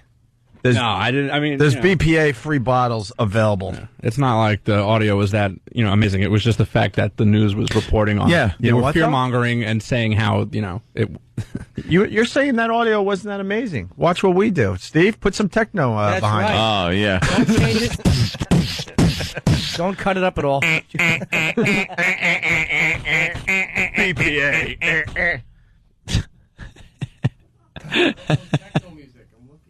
Okay, I wanted to replay some with a little techno to make a perfect example. Well, E-Rock's a little frozen right now. His brain froze. You really got to give him a break today for once. I froze little walnut. I froze the back of his neck, and I think it's slowing him down a little bit. And that brain is exactly what that product was designed to fix. We were hoping to speed it up, but oh well. Take your time, go through an old playlist. We'll just relax. Yeah, no pressure on us as everyone's just sitting in their cars waiting for something to happen here. Exactly. The hatchet is falling on everybody in this company, but we're comfortable. Yeah. Contract's expiring. Take your time. No reason to rush. We'll just kind of sit here and, kill time. Yeah. The company's certainly not willing to fire people. Yeah, I don't think they're paying close attention to us, The day you want to have a show like really well put together is the day they're walking through with a medieval mace, swinging at sales heads. Right. Yeah, maybe today we should have maybe actually produced the radio show. Is that asking for too much? Produce one lousy radio show? And then he found a techno beat. We're over. Oh, that's great. It's done. Oh, no. Timing's everything. Do we have that news clip up? Maybe we can play that with the techno beat and get a whole big bunch of laughs because we built it up. All right. As big as we should have. Here it is, Jimmy. All right. Oh, well, there it goes. Oh, it opened to put it in the thing, but it slipped out of his hand and hit the wall. At Mach 3. That thing bounced back nicely. I want to hit the glass because that's always a nice noise for radio. Yeah. All right. Yes, I do, Sharon. But no one listens to me. Sharon and Philly, go ahead. Sharon. Yellow. Oh, Sharon? Philly? Sharon. No one brings up how Sharon. crazy McCain is? You? On the phone? Listening? Hello? Hey, what's going on? Hello? Hey, Philly, what's going on? Philly! Wake up! Are the phones working? Did I freeze the board? Order. What is wrong now? All right, well, yeah, I bring it up all the time. I think McCain is nuts. Let's go to Mike in Fort Bragg. Mike. Hey, guys. Hey, Jimmy. Hey, buddy. Anthony, by far the best part of your NRA membership is the Armed Citizen article. Oh, I loved Armed Citizen. You should do a daily reading every morning. I really should. You ever see Armed Citizen, Opie? What they do is in the magazine they give you a little rundown of people. Yeah. Oh, good. Did Steve produce this segment? Yeah, we're gonna produce our own production at this point. All right. It's a little story. Hold on there, Mike. We're with you still. Okay. About armed citizens and how they fended off criminals. A lot of times you'll hear a story about an intruder coming into a home and a young lad who picks up his .22 and blasts him full of holes. Nice. Or maybe an elderly woman walking down the street and she gets mugged and pulls out her pistol and blows someone's head off. It's wonderful. They're great stories for when you're sitting on the bowl. Do they profile the innocent ones that get shot in the head because they're coming over with some fresh baked cookies? How they haven't often heard does from that their happen? son in months? If you're a responsible gun owner, you don't. That doesn't happen. You just. I just heard on the news this morning. There's some cop, and what he did was he was cleaning his gun. Really? And it went off. Give me a glow stick, will ya? And it shot through the floor of his apartment and hit a baby in the arms. What? And all I can think is, how do you clean your gun while it's still loaded? I don't know. It's insanity. Yeah, you got to make sure your gun is not loaded, especially when you're cleaning it. For God's sake. Hey, the thing's supposed to be all opened up. You're supposed to see that it's not loaded. You want to take some E and rub ourselves up against teenage girls? I need water. What? I'm sweating like crazy from all this E I'm taking. Holy or crap. X. Or whatever. Oh, my glow sticks. Look how good I am at spinning them in front of my face. I see that. By the way, Jimmy doesn't want any E. He's straight edge. Yeah, Jimmy's straight edge. Straight edge. Die. Dope. Remember that dope that used to intern for us? I want to huff some of that frozen stuff. Put it in a paper bag and start huffing. I'm going to huff. All right, let's say hi to Sharon and Philly. Sharon, you there finally? Yeah. Sharon? You dope. Let's go to Chris on Long Island. Chris, what's up? Good morning, ladies. Hey, make it fast because we're heading toward a break. We got Louis C.K. and Bob Kelly standing by. Real quick, Anthony, congratulations on joining the NRA. Thank you, sir. Problem being, do you think they're going to endorse McCain? Well, they got to endorse a Republican. No, they don't. John McCain wants to prohibit gun shows, my friend. Really? Yeah, there's your guy. Really? There's your guy. Well, what do you think? They're going to go for Obama or Hillary? Well, probably not, but you have a third choice that really isn't viable for an NRA member. He wants to stay in Iraq another 100 years. I'm not saying that the other two are much better, but McCain is not your Republican. I don't think candidate. McCain said he wants to stay in Iraq for another 100 years. He said will stay as long as it takes to get the mission done, even if that's 100 years. Look, man, Rush Limbaugh. We need another hates 100 years McCain. war, don't we? That should say it all right there. Yeah, he's not conservative enough. Yeah, he's not That's right. conservative enough for Good. Limbaugh, but that's Rush Limbaugh. I like that. That might be nice that he's a little bit of a moderate and a little nutty. If you vote for McCain, you can't have your guns, but you'll have lower taxes. No, believe me, I don't think he's taking anyone's guns away. All right, sir. Thank you. We got to take a break, but Pat in Belmore. What's up, Pat? Yeah, guys, it sounded like you were shopping for underwear at Abercrombie & Fitch. All right, where's the underwear section? Over there? Yeah. Can I just get some Fruit of the Looms in that plastic bag with the cute little fruit on the front instead of the other underwear with the real fruit on the front? I don't want to carry around this bag with a naked man's abs on it. Do you have a bag that I can take out of here so I don't look like I'm heading down to the mine shaft for a drink? Do any of these supermodels actually work in this store? Oh, my God. Where's the fitting room? Oh. Why are there glory holes in the fitting room? I hate going into stores like Oh, my God. You get a headache. Ready, steady, go! Yeah. Ready, steady, go, though. All right. Good choice, E-Rock. Let's get to a break here. This is wonderful. I'll put this over everything. Not under, like music's supposed to be over.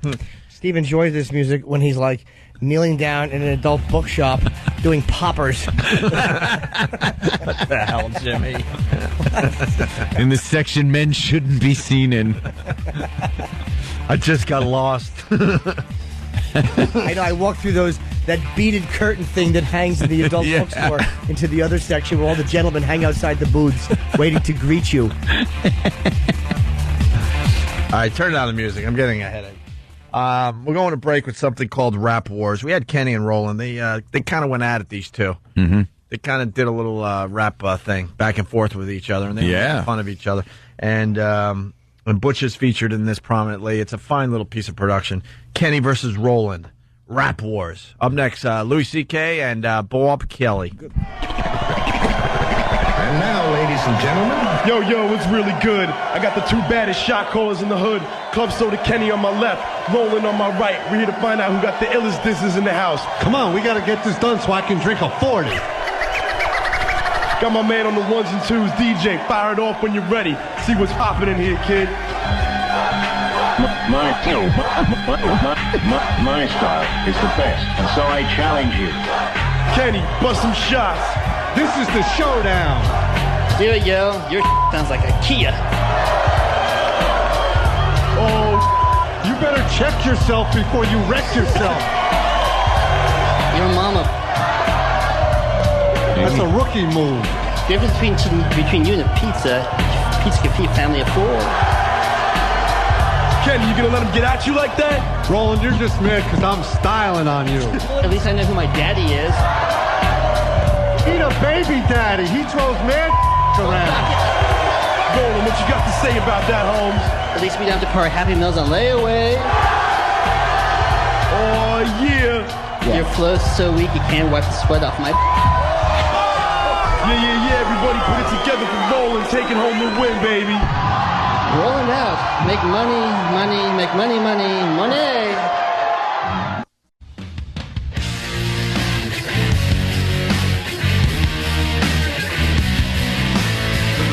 It's the Opie and Anthony show. We're pretty much running the place at this point, and it feels good. It's a weird day yesterday, Louis. Louis C.K. in studio. They fired pretty much everybody. There's no one left here. Jesus, really? No joke. Wow. The company did some cutbacks. Wow. A lot of people were affected. Yeah, over the past, couple of weeks, we really have no boss left. Nobody. Jesus. Radio is brutal. It's really like a 2-man enter, 1-man leave thing. In this Yeah. Underdome. And a lot of fine people got fired, by the way. A lot of people I've worked with over the years, so I'm not trying to make light of it. But the fact is, at this point, we're running the place. Right. We don't have a program director. We don't have a general manager. Oh, my God. We don't have most of the sales staff Their heads were chopped off. We don't even What have about the woman with the things? The body, yes. Tracy, she gone. She's gone? Yes. Yeah. So I have a shot with her now. She has knees. No, she's probably too depressed. I mean, I was very attracted to her, too. Really. Yeah. No, she was nice. If a computer goes down, there's no one here to fix it anymore. Wow. I'm spraying water all over the board because I did something stupid. We don't have an engineer to fix the board if it goes out. I mean, this place is like, I don't know. It's like, Just rudderless now. yeah, it's like a ghost town. But this is like CBS Radio, isn't it? Here? Oh, yeah. Yeah. It's like, oh, no, you would think this is like a college radio station where you have some, you know. The Tiffany Network. Yeah. Like, Columbia, whatever that means, broadcasting. Columbia system. Broadcasting System. yeah, college radio is better staffed at this point. You know, you got Wow. the sophomore that's just learning about electronics, so you're like, all right, yeah, fix the board. Good luck to you. Soldering iron. Really long pause between the introduction of the song. Oh, so this is Flaming Lips, and then you hear. Hey, we want to get like after, like, yeah, we want to get right into this. Louis C.K. did some radio up there in Cleveland. What, you called into a radio show? I called into Cleveland. I was doing like a few in a row, and then this one was. I actually thought it was Buffalo, and I say Buffalo a couple of times. Because to you, you don't know, and you don't. No, care. I have no idea. And the thing is, they didn't even call me on it. They said nothing about me saying Buffalo. I realized. Really? At the end, they said, anyway, we'll be glad to see you in Cleveland. I was like, oh, well, this is Cleveland? Oh, Cleveland? Yeah. I thought this was Buffalo. Oops. Well, you called the Maxwell show. We've had problems with this show in the past. Not real problems, because we slap them around and then we throw them back into obscurity. Right. So they kind of get excited every once in a while when we bring up their names, but relax. You're back to obscurity by Monday. Yeah. This show, the last time we talked about him, they claim that this pothead that's on the show is funnier than Jim Norton. So all right, this is what we're going to do. We're talking to a hell of a lot more people than this dumb radio show, right? We put out the challenge. We're like, look, send us 5 minutes of you being funny. Yeah. And then we'll let our listeners decide how funny you really are. And then, of course, he had some weird reason why he couldn't do it and stuff. Sure. You know, I guess he didn't want to.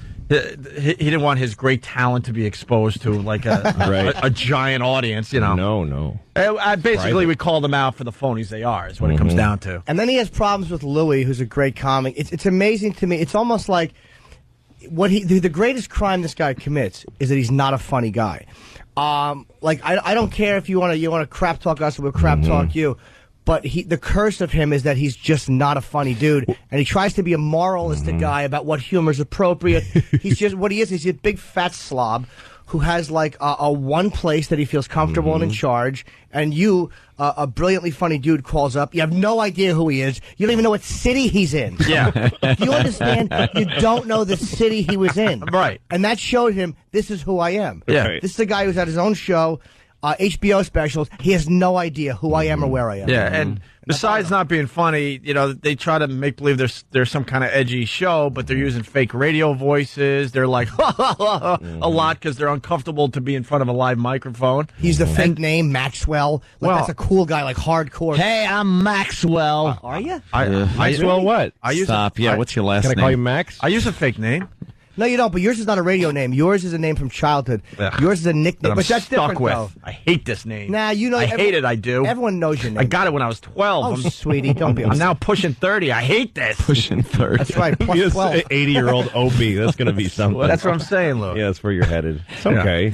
So All right. let's get right to the audio. Louis couldn't wait to, send this in to us. And Maxwell looks like a complete dope. And he's, of course, the guy that invented this brilliant thing. And punt. See, he'll make fun of you. Right. And then he'll... And punt. What- I Because don't he's even know what that done. means. Because he's done, because the defense did their job and now you got to punt. Oh. That's his, like, hardcore way of going, end of story. Almost like the eviscerating is done. Yeah. Well, when I went on, as soon as they came on, like I'm just waiting. Somebody comes on. You're going to be on the air in a minute, and I'm like, okay. And then I hear them come back from the air, and he's like, yeah, we got like one of those guys who just there's a lot of silence, and then he's like, all right, we're back here.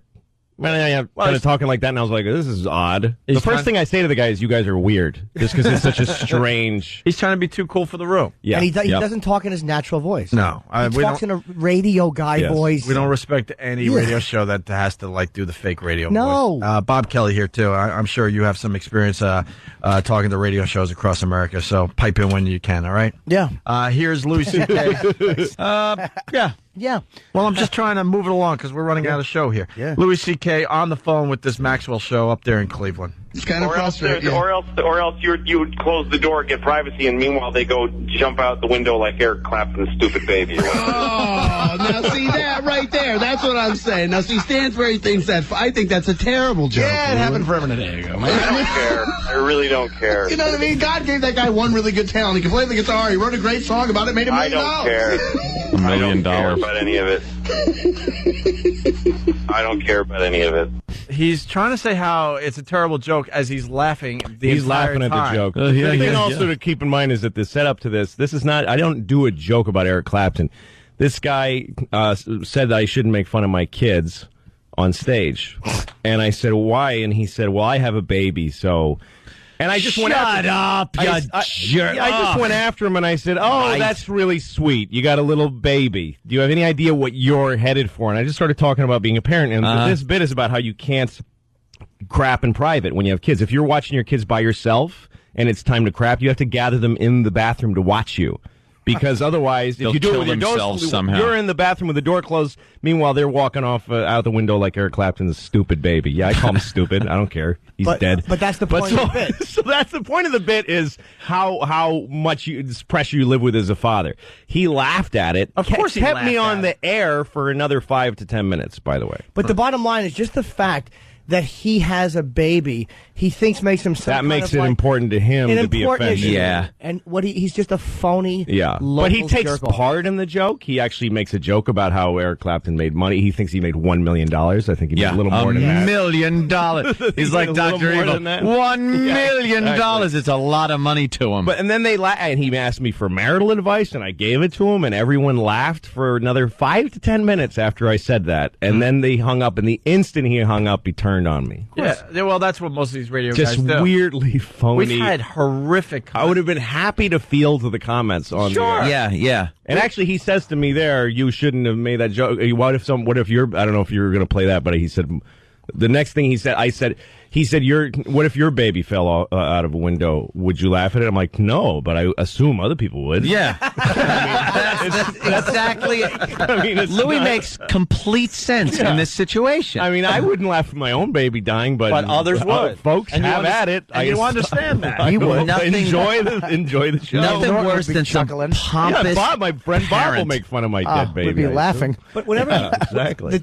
Here's another telltale sign of an unfunny guy is to start dictating what subjects are appropriate. Right. It's like that is. He's got his list. Yeah. You know how gamblers have a tell? Yeah. The tell of an unfunny person, besides the silence after jokes, is when they try to dictate morally what's appropriate content. based on their morality or what they find important, that 10-minute segment. There are some guys that you go in, they tell you this guy isn't like this. He's very, and you're like, okay, I get it. I'll do my stuff, but I get how he is. But when you go into these places where they're supposed to be edgy, they're supposed to be hip and cool, and they kind of suck you in, and then you kind of doing your thing, and they're with you, and then to trash you after is like it's so just lame. ridiculous. That's a worse move. It's just cowardly. We've had horrific confrontations with people where it's uncomfortable for everyone, Right, but at least it's a real moment. Totally, it's real. For the most part, we don't talk bad about you after you leave the studio. I'm sure somebody will come up with a time maybe we did that, but in general, man, our track record is pretty damn good. Yep. We've had fist fights on the air. We've had all sorts of horrific things happen.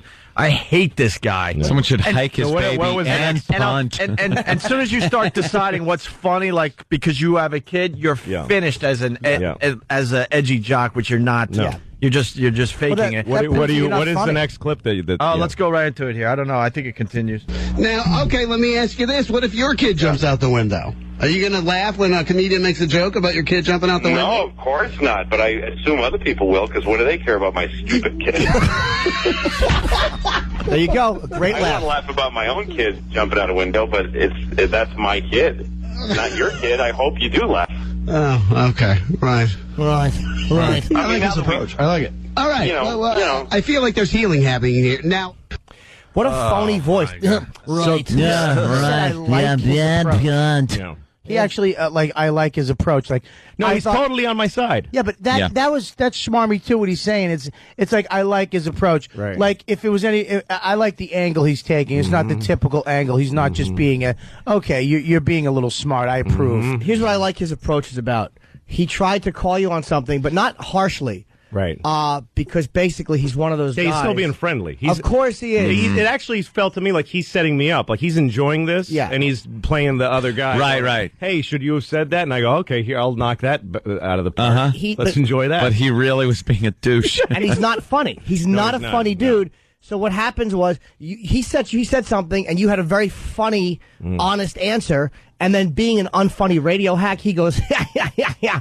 Because he couldn't combat it. He didn't. Yeah, exactly. He couldn't combat it. Exactly. That's what you are. So wait a minute. Play what happens next. I don't know how you got these lined up, but no, I think we got it pretty organized because it gets better and better. Because as soon as Louis hangs up, then you get the quote real delicious. Maxwell. Watch out!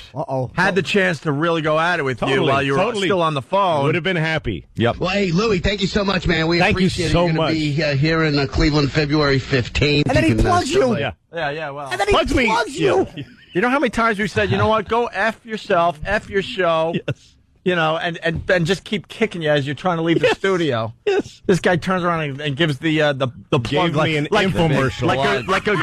like a good little radio boy. Yes. You're a little radio boy. Good boy, Maxwell. Good boy. The plug. Good boy. Good boy. Just don't want to get in trouble with the local comedy club that's sponsoring it, right? Good little boy. Good little boy. Fat shill. Okay. Well, hey, Louis, thank you so much, man. We appreciate it. You're going to be here in Cleveland, February 15th. You can still buy a ticket. Somebody told me this was Buffalo. This is horse. This is Cleveland? Yeah, Cleveland. Oh, I'm actually looking forward to that. And they laugh. Yeah. They laugh. Hey, thank you. I appreciate it. Thank you. But Cleveland is awesome. I can't wait for that show. That's going to be awesome. Thanks, guys. Hey, thank you. Appreciate it. Now remember, I appreciate a lot. Thanks a lot. Thank you. Appreciate it. Not, hey, Louis, you're not funny. Yeah. We're not plugging your gig because you suck, Right. like an honest guy would have said. Plug it. Give me money in my pocket with your listeners going to my show. Yeah. Thank me. Tell me how much you appreciate it, and then this. All right, get ready. Here it comes. And this is where we expose the little radio boy. Now Louis has hung up the phone. Coward. Had the chance to really go at it with Louis, which, by the way, would be great radio. Would have been awesome for his people show. aren't turning it off. No, of course not. They're gonna listen to every single word. By the way, no one brought this to our attention. You had to tell Sam, which means no one out there that listens even heard it, even or heard cared. it. It's usually when one of you No guys one's listening. Usually when one of you guys gets in a situation, somebody in your world immediately. Yes. Yeah. So you hung up, and this is what happened, and this is where I pretty much hate every radio guy. Yeah, nice little save there at the end. Oh, I'm looking forward to that. Yeah. I gotta tell you, man, it's still The voice changes. Right. I gotta tell you. Now it's time for my man cow impression. Yeah. Let me tell you something. You know what it is, too? Because he knows he has to go home and look at his stupid wife, and she'll probably go, why didn't you call him on the baby show? I was looking at in our baby's eyes when he was saying that awful stuff, and it's your show, and you let him. I was so startled that I threw it out the window. I gotta tell you, the voice changes no more. Thank you, Louis C.K. And they have a black guy on the show called Cracker Man. You know, because white people are crackers. That's funny. That's the switcheroo. That's the old switcheroo. Sure Yeah. is. You look left, they go right. These guys, they're unpredictable. That's great. Ed Maxwell's a funny guy, in charge. That's good. What's the white chick's name? And punt. So listen how the voice changes from to his man cow impression. Yes. Yeah, nice little save there at the end. Oh, I'm looking forward to that. Yeah. I gotta tell you, man, it's still, though, at the end of the day, making fun of Eric Clapton's kid falling to his death is not funny. You laughed at it, ass. Yeah. I agree. Who's the broad? The Hole. Wait, they have a It's just called The show? Hole. It's just called The Hole. The showstopper. I agree. Who's the breaks. Who's the broad? Ha! You listen to your stupid PD. They said you need a woman to balance everything out. Yeah. You dope. Ew. The woman on a radio show, which amounts to that big, greasy, sweaty hand on the locomotive brake handle. And sparks just fly out of the wheels. Luggage vaulted towards the front of the car. Yeah, that's what Ladies she with is. nice hats go screaming. Oh. So she added to this by saying, "I agree." Of course she did. That's terrific. You're getting paid way Cha-ching. too much, honey. You skirt. Yeah. But of course you agree, you silly, typical broad. Of course you do. Oh. Make some cookies and serve them to Fatso with apnea. I have a baby. Do you? I gotta tell you. I gotta say. Now that it's safe in here, I gotta really tell you what's going on. And who's Eric was Clapton? just a boy. Who's Eric Clapton? Well, here's anyways? the thing. He gets what's weird. I don't know if you have the turn on here where he says that because he's kind of taking it from his own guy. He starts saying it wasn't that big a deal. Oh, good. Let's hear it. Good. I think it's right here. I agree. I mean, come on, Stansbury. At least give me that. That's not funny. Kids falling out of open windows and splattering on the ground is like. Well, I mean, he didn't paint that whole picture for you. Well, but that's what happened. He fell out of a skyscraper, right, in New York City, right? Yeah, he walked out of the window, yeah. I mean, dude, that's not funny, regardless of whose kid it is. Well, why did you laugh at it? Why'd you laugh? Why'd you Well, laugh? he did it on your show. The guy with him on the show, actually, I really like this guy from listening to this stuff because the other guy actually totally puts up a fight and says, "Hey, I maybe I wouldn't laugh at it, but I don't begrudge somebody else laughing at it. And you're making way too big a deal out of it." Stansfield, the guy he works with, is not as bad. Like, he's a guy, the first time we went to fight with this guy, he's like, he's just kind of siding with, he knows that the Maxwell he's working with is just his guy. He has to side with him. Right. So he's not as bad. Like, I don't think. But by the end of this craziness, and you'll see how bad it gets, he actually says he doesn't think he should be he almost fires him on the air. He says the fact that you find this funny means that you're a turd, and I'm actually questioning working with you. Like, he says that seriously. Oh, good. Well, here we go. Yeah. I don't necessarily think you even have to be in the situation. I think a kid falling to his death is not funny out of a window. Just like puddle of AIDS jokes aren't funny. I don't think listen to me. Oh, that's Jimmy. Hey, what is that about? But listen to the rest of that because there's something really absurd about it. Listen right for a second. Puddle of AIDS jokes aren't funny. I don't think listen to me. Do you have to have AIDS to know that AIDS jokes aren't funny? No. Wait, keep watching. So what's the difference? Well, puddle of AIDS funny. No, puddles of AIDS are not funny. All right, stop there. Puddles of AIDS don't exist. They don't exist. Puddles of AIDS are not funny. When I'm walking to work and I see puddles of AIDS, that's not funny to me. They don't exist, you silly radio boy. What an ass. You silly local car salesman. They And don't exist. if you understood humor, that's what is funny, where Yes. you invented a puddle of AIDS. You dope. Puddle of AIDS does exist if a gay couple's baby falls out a window. See, now I just got to put them both together like that. Baby falling in puddles of AIDS. I love the way now it's too far. I love the way Puddles of AIDS is immediately associated. Everybody knew Jim Norton. Yeah. Yes, exactly. I know. But Yeah. my line, you're associated. Puddle of And AIDS. he doesn't Jim like Norton. me. And the problem is, not only do I not like him, but I don't respect him in a comedic sense at all. No, of And that's, course not. that's the worst, is I don't respect him comedically. Puddle of AIDS is a non-existent thing. Yes. Silly boy. Yeah. Silly radio boy who didn't You're have the taking courage. the darkest, worst, most sort of vilified disease of our time and making a puddle of it. Yes. There's nothing funnier than And then that in the encouraging world. someone to in slip the world. in it.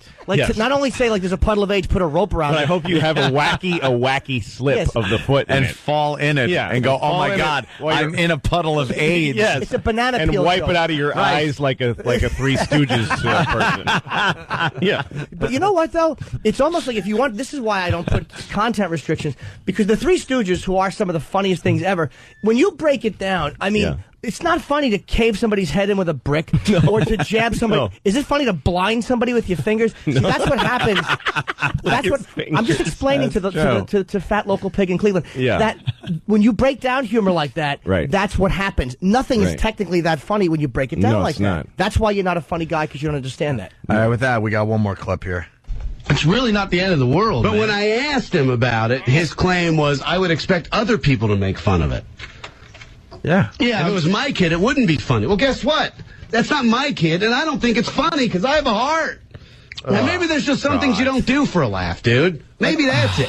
Maybe you just go, you know what? Which is everything in his book. Yeah, the thing that's really important here, though, I wish you had this clip, but I don't know where the hell it is. But he says in one of the segments, because he went on for 2 hours. This went on for 2 hours, that he only talked about how angry this made him, to the point that he's actually talking about firing the people around him because they're not agreeing. But he says at one point, he goes, "Don't get me wrong, the thing he did on the air was funny. The way he used the reference here, I laughed at that." He says that twice. He says, it's the part, he says on his HBO special, this dude does a whole bit about Eric Clapton, and I've seen it, and that's what I was offended by. He made it up. I've never the one time in my life I've mentioned Eric Clapton with my face and mouth ever was on his show. So he made up that I do a bit about it. Lied. That's what's offensive. And he says it like 3 times. He keeps backing up. He goes, no, this here was funny. Yeah, because he laughed. But because he laughed. But in the bit he does on his special, and somebody needs to dig it up because I'm not sure which special. That's he keeps saying that. Find it on his special. It doesn't exist. And then later he says, I think he makes jokes about having sex with his kids too, and I don't find that funny either. Which I don't. No, he just made up bits. Well, that's kind of funny though. If you have a radio show, that's what you do. That would be. Then I was like, hey, you just make up stuff, and it's fine. You can't be proven wrong. Can we sum this up too? Not to finish it, but just to sum where we are right now.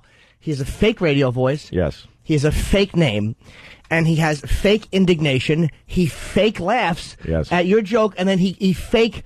Fake spits that you never did. Yeah. So makes spits.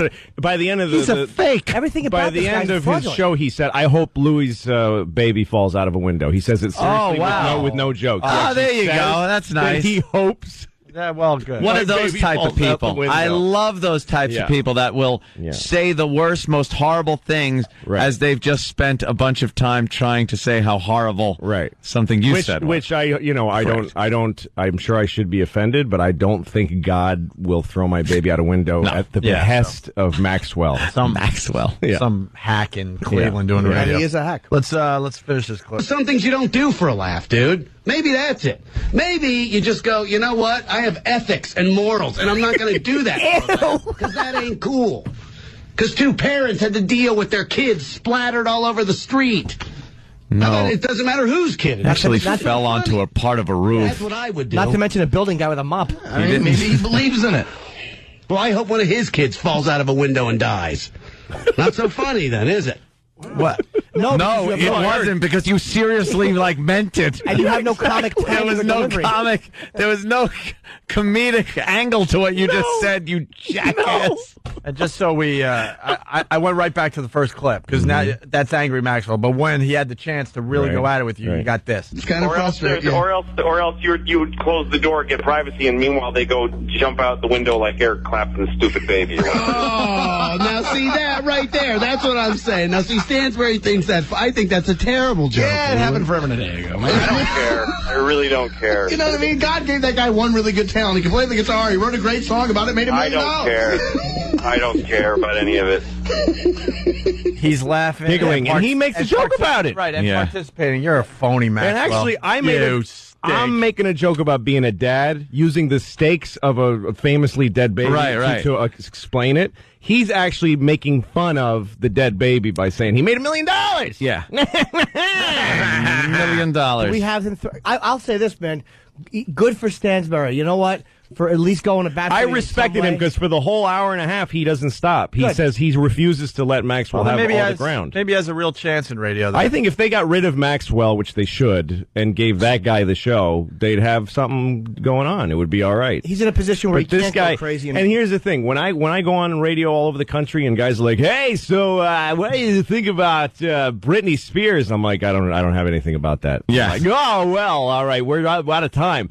Those guys, I'm fine with because they're that. Yeah. But this guy is a phony, disgusting coward. He's just there's nothing that grosses me out more than taking part in a joke, cheering it on, and then when the person's gone, claiming to be better than that joke that you laughed at, and also isolating the thing in the joke and just he says it over and over again. And what a sanctimonious, like he's going to get the Nobel Prize for pointing out that it's a shame that a baby fell out of a window once. And you have no morals or scruples or whatever the hell he said because you're in the radio business. Exactly. You've sat there and taken it. And right now we're on in Cleveland. So here's the number if you want to call his show. Oh, that's nice, Jimmy. 1-800-348-1007. It's 1-800-348-1007. Now, if you're hearing this anywhere else in the country, we're on in delay in afternoons in Cleveland. So if you're in Cleveland, we're on now. If you're anywhere else in the country, we're not on until 3 to 7 Cleveland time. No, we're live right now in Cleveland. Good afternoon, Cleveland. No, but I'm saying we're on delay by 2 minutes. No, right now we're live. Yeah, this is afternoon. Oh, hold on. Good afternoon. Punt. It's just not funny. And punt. Not funny. Not funny. Not kid falling over the window. I just not funny. Not funny. Good for Stansbury. Stansbury, good for you, man. You know what? Good for you. At least you knew that it was a funny joke, and you're working with a sanctimonious fat man. There's nothing worse. You know what happens later? Also, they mentioned that when his boss came in the studio in a break and said, you're being kind of a wimp about this. Like, what's your problem? Like, the boss took weirdly. Wow. The company guy took the side that because the boss sees the ratings. The boss said Opie and Anthony are kicking your ass. It is the wife. So he says on the air that the boss said you're worrying me a little because you're coming across like a wuss. You're coming across like a guy it's who the can't wife, take dude. a joke. You're right. It's the wife. He knew he had to go home. He knew he had to go home. Oh, yeah, Jimmy said it. Yeah. He knew he had to go home and face his wife, and it would have been this big thing like, how could you let him look into our baby's eyes? No, and he told me that he had trouble with his wife, him talking about her on the air and stuff. Look, I say horrible things about my kids and my wife, and I go home and I take it like a man. But you know what, though? You got it. Yeah, all right, we take a break. Yeah, we really have to take a break, but very interesting stuff. Louis C.K. Louis, you're promoting what? What are you promoting? I'm going to be in Cleveland on February 15th. Yeah. The night before, for the 14th, I'm in Buffalo at the whatever arts center. Say hi to Buffalo. We're on the edge right now, man. And then I'm at Wilkes Bar in Pennsylvania on March 7th. All right. Can I plug my Cleveland? Kenny, when am I in Cleveland? Real quick. Right in front of you. Don't scream at me and humiliate me. Just tell me. Right in front of you. I don't know where that is. By the way, the number people are asking for 1-800-348-1007 for the Maxwell Show. I'm doing 2 shows. Friday, February 29th, the House of Blues. I know, they're both sold out. So I wanted to invite Stansbury to one of those shows. No, honest to God, not in some conference. I don't think he'll come. Not to be confrontational, none of that stuff, but you are welcome to come to the show. I hope he comes to my show, too. I really did. Listening to all the clips on that, I was really impressed. I really respect the guy for that. And this is not a sarcastic invitation, even though I know you won't accept it. I'm just letting you know that to Stansbury, this is a real invitation. Yeah, basically Maxwell's holding you back. It's very obvious to all of us. We're all in Cleveland. We're not scared. We're not scared of this dumb radio show. We're kind of looking out for your future. Well, you're obviously his boss. I think that's where it's headed. His boss will get rid of Maxwell and give this other guy the job, and it'll actually be a decent show. All right, very good. It'll be like your sister's show in Buffalo. Yeah. Or Cleveland, wherever. Yeah, we're all in Cleveland. You idiot. Louis C.K.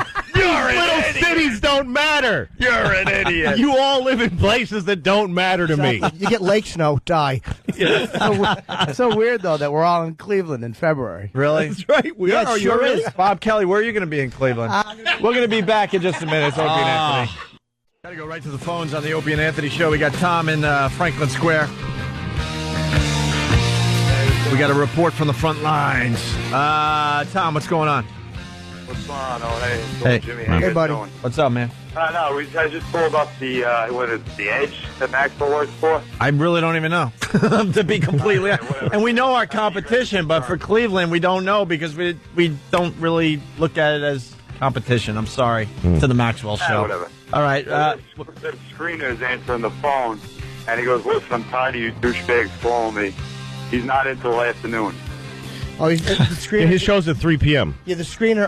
I'm sorry, guys. I give the number out. Let me say, if you live in Cleveland and you're hearing this, call 1-800-348-1007. Anywhere else in the country, he's on 3 to 7 Cleveland time. Yeah, but that shouldn't stop anyone. Call now. Okay, you just could make their freaking day miserable. Irritated somebody. Yeah, we're all about irritating somebody. We don't care who. Just you got a chance to irritate somebody. Call 1-800-348-1007. If you'd like to be part of if you'd like to be part of the group called "You Douchebags," by that fellow, And let's see if they go with it today. But of course they won't because they don't got it in them. No. Yeah. Thank you, Tom. Thank you, Tom. All right, real fast, Ryan in Atlanta, Georgia. Ryan. Hey, what's going on, guys? I wanted to say that Maxwell is in fact wrong because as South Park told us, AIDS is funny. Yeah, freaking South Park has fun with the AIDS thing. Yeah, is he criticizing? What was his family? You have Family AIDS, Guy. Family You Guy, have AIDS. or any of the other shows? Yeah. Just, no, it's a fat man. All right, he proved our point. We got Bob Kelly in studio, and I took a phone call from Bob Kelly yesterday, and it was very interesting hearing him talk about this big Pats loss. You are really bummed out. And then I was on the phone with you explaining the play because you still haven't seen the play. I haven't seen. Literally, Are you kidding, you baby? Hang on one second. All right, Anthony. You mean the one where like watching a beheading video? You know what though? It kind of is close. It actually, I haven't seen anything from halfway through the fourth quarter. I haven't watched any footage. But your ESPN. Can I ask you something? Your Pats are in the Super Bowl. I know it's pretty tough to watch your team trying to win a championship, but isn't that what you're looking forward to the entire season? Why would you turn off the game in the fourth quarter? Because I knew they were going to lose, and I just couldn't take it. I kept going. I looked around at my family, and they were just like ridiculous, Irish, Italian, Boston people. Just what's going on, Brady? What? We're out around. He's not. Oh, just screaming. I mean, it's just that. Then I understand why you left the room. I had to leave because your bummer family. I had to watch Dallas lose to Dwight Clark the catch. I had to watch Jackie Smith drop that pass in the end zone to Pittsburgh, and Dallas staged this amazing comeback, and they would have went ahead if he didn't drop that pass. I've had you know how I feel. Horrendous. And you know how I feel. Yes. Bob, I'm from Boston. I'm a huge Pats fan, and I really enjoyed that game. Yeah, but I actually enjoyed watching them get beat that way. And you actually came to my mind because you're a type of guy, though. I said you had a Yankee cap on one day and a Red Sox. You're like, I don't care. I'll just wear a hat. I like good sports. I like the story of sports. But you see, that's when I realized that my family brought me up into a cult. Mm-hmm. And I have a triangle head logo on my shirt. And I am a member of a cult, and I have no decision making of my own. And it felt like the only thing I could equate it to really is when I got arrested, and the finality of, hey, I'm arrested, but there's always that chance the cops talking to you a little nice, and you kind of, and then you go in the car, and it's like, well, hey, well, we'll bring you back. But then when they shut the door and you're there, you're like, this is real. Yeah. I'm not getting away. It's not changing. And you still go, please, something's going to happen. And nothing happens. Something's going to happen, all right. I actually got, yesterday, they found a video where they stopped the clock, and they weren't supposed to stop the clock. Right. And that would have been the end of the game. Right. And I actually got hope, like, maybe they'll reverse it. I thought that, too. I thought that when everybody was jumping around and there was still 1 second, I was like, hey, maybe there's something could happen. Bobo, when you watch this play, this is like... watch the play for the first time. It's one of those plays... This is so weird you haven't seen this ridiculous catch yet. You can't even get mad. No, that's the thing. When that happened, I thought, give it to the Giants now. You can't even get mad. After it happened, I said, they have to now win this. You don't make a play like this and then lose the game. Yeah, there's no way they were going to lose after that. So, Bobby, step up there. Notice... this is the real deal. He has not seen this play yet. Notice the almost... Because it's not just the pass, the reception. It's the pass also. Notice it's almost a sack.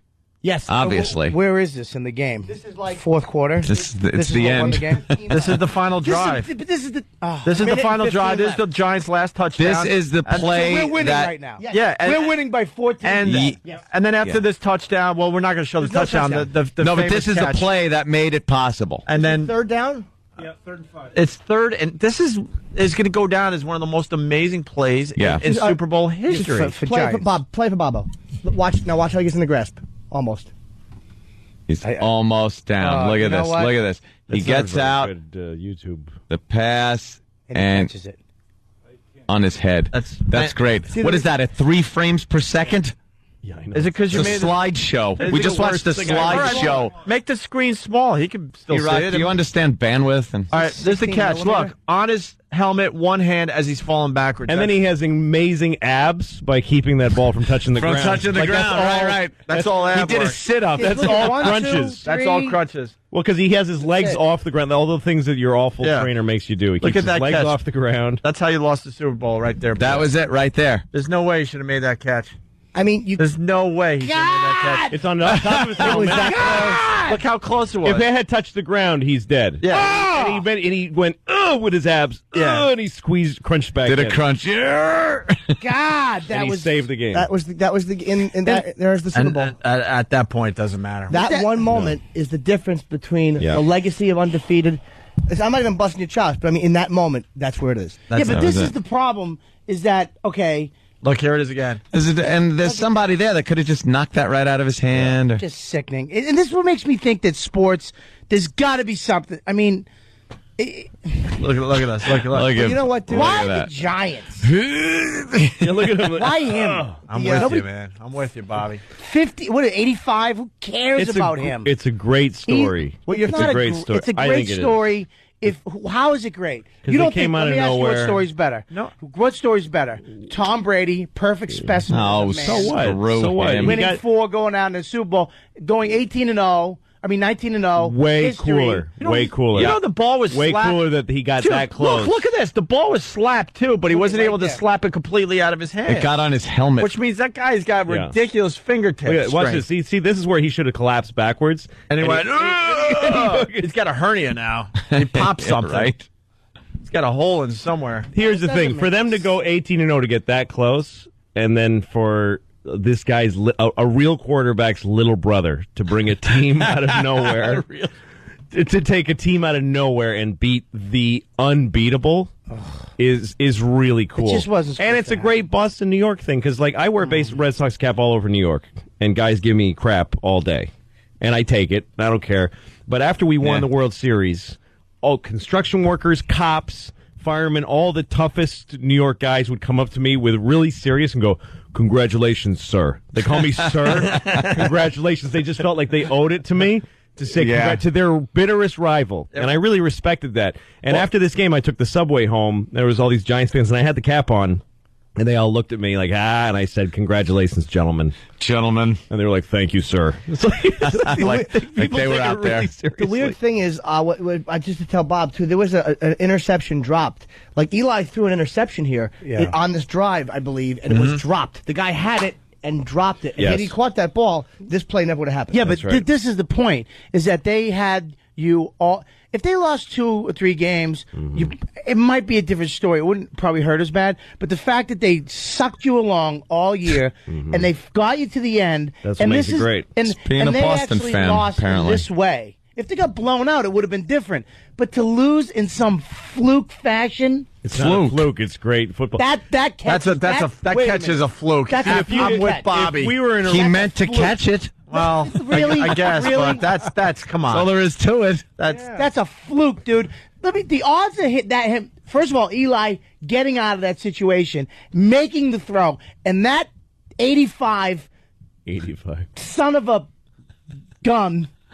Yeah, you could say son of a bitch. No, but that's all catch, athletic greatness. That is not a to have the timing with your hands to catch the ball when you can't see it on your head. Right. Watch Eli get out of the to grass. hold on to it and to not and to know that you need to keep your abs tight to keep the ball from touching the ground. That guy's name is David Tyree, by the way. Can I say David Tyree? First of all, the guy went to slap it out of his hand. If he wasn't underneath him and he fell on the ground, guaranteed his ab muscles wouldn't work, and that ball would have flown out of his that's true, hand. and I think they should give the Patriots the win based on what you're saying. That's what I'm saying. We should go back and review this. And it would have been easier if your Pats were I don't know, lost the game 14-4 for the year or something. Dude, 14 then it wouldn't have hurt as much. But and that's the thing too, is that they've always been the underdog. They've always been rocky. It can't be 14-4, 14-5. They've always been rocky. Call us out on that. And you know what? It's almost good, because as fans growing up, I've always been a hunk of crap. I've always, we're going to lose. And it almost makes you feel better when you win or when you lose. You can deal with it. Yeah. But for the from 2000 on, we're winners now. We've been winners, and this is what Yankee fans must have felt like in 2004. Yes, which New York beat us. Is devastating. Yes. By the way, you were never a winner. No. They were. The New England Patriot. You're not a member of the. You're not actually on the team. I do want to point that out. Yeah, but they did congratulate you, Louis, like you were on the team. That's true. When you were telling your little story. I am on the team. I was going to ask you. I think I could take more credit than Bob. I was going to ask you what your average was for the World Series in 2004. Oh, yeah, we got to play Everyone Has AIDS from Team America because AIDS isn't funny, right? No. Yeah, we'll leave with that song. Plugs, Louis, Cleveland, Buffalo. Cleveland on the 15th of February, Buffalo the 14th, and then Wilkes Barre March 7th. I was talking to the PD in Buffalo at the Edge. They're very excited to have you. I can't wait. Extremely. Make sure you do I've Shred. never played Buffalo. Make sure you do Shred and Reagan. I've done it on the radio. Those guys are awesome. They're a real show. They talk with their real voices, and they'll tell you to go F yourself if they don't like you in person. I got to plug something, too. Sure. Both shows tonight at Bananas in Poughkeepsie are sold out. Tomorrow night are sold out, so there might be some seats available tonight. Both shows tomorrow are sold. And noon today, tickets for the second half of my tour go on sale. That's Seattle, Portland, Detroit, Chicago. All go on sale at noon today. Go to my MySpace.com, Jim Norton. All information is there. And I'm really going to try to go to one of the shows this weekend. You should, man. You should come. Will you have seats for me and like 3 other people? Yes. Okay. I'll make sure there's seats. All right, Bobby. MySpace. Bobby? I'm going to be at Cleveland at the end of the month at the Cleveland Improv. All right, very good. We're heading over to XM. I don't know what happens at this station here in New York after we leave. No clue. Maybe they're playing music. Maybe they're starting the country station today. I don't know. Who knows? Stay tuned to find out here in New York City. We leave you with this for Maxwell, who doesn't know what funny is. We'll see you guys on Monday. Everyone has AIDS. AIDS, AIDS, AIDS. AIDS, AIDS, AIDS, AIDS, AIDS, AIDS. Everyone has AIDS. And so this is the end of our story. And everyone is dead from AIDS. It took from me my best friend, my only true pal, my only bright star. Well, I'm gonna march on Washington, lead the fight and charge the brigades. There's a hero inside of all of us. I'll make them see everyone has AIDS. My father, AIDS. My sister, AIDS. My uncle and my cousin and her best friend, AIDS. The gays and the straights and the whites and the spades. Everyone has AIDS. My grandma and my dog go blue. AIDS, AIDS, AIDS. Hope has got it, so do you. Tell everybody we got quilting to do. We're gonna break down these barricades. Everyone has AIDS, AIDS, AIDS, AIDS, AIDS, AIDS, AIDS, AIDS, AIDS, AIDS, AIDS. This is the Opie and Anthony Show. Shock jerks. Opie and Anthony.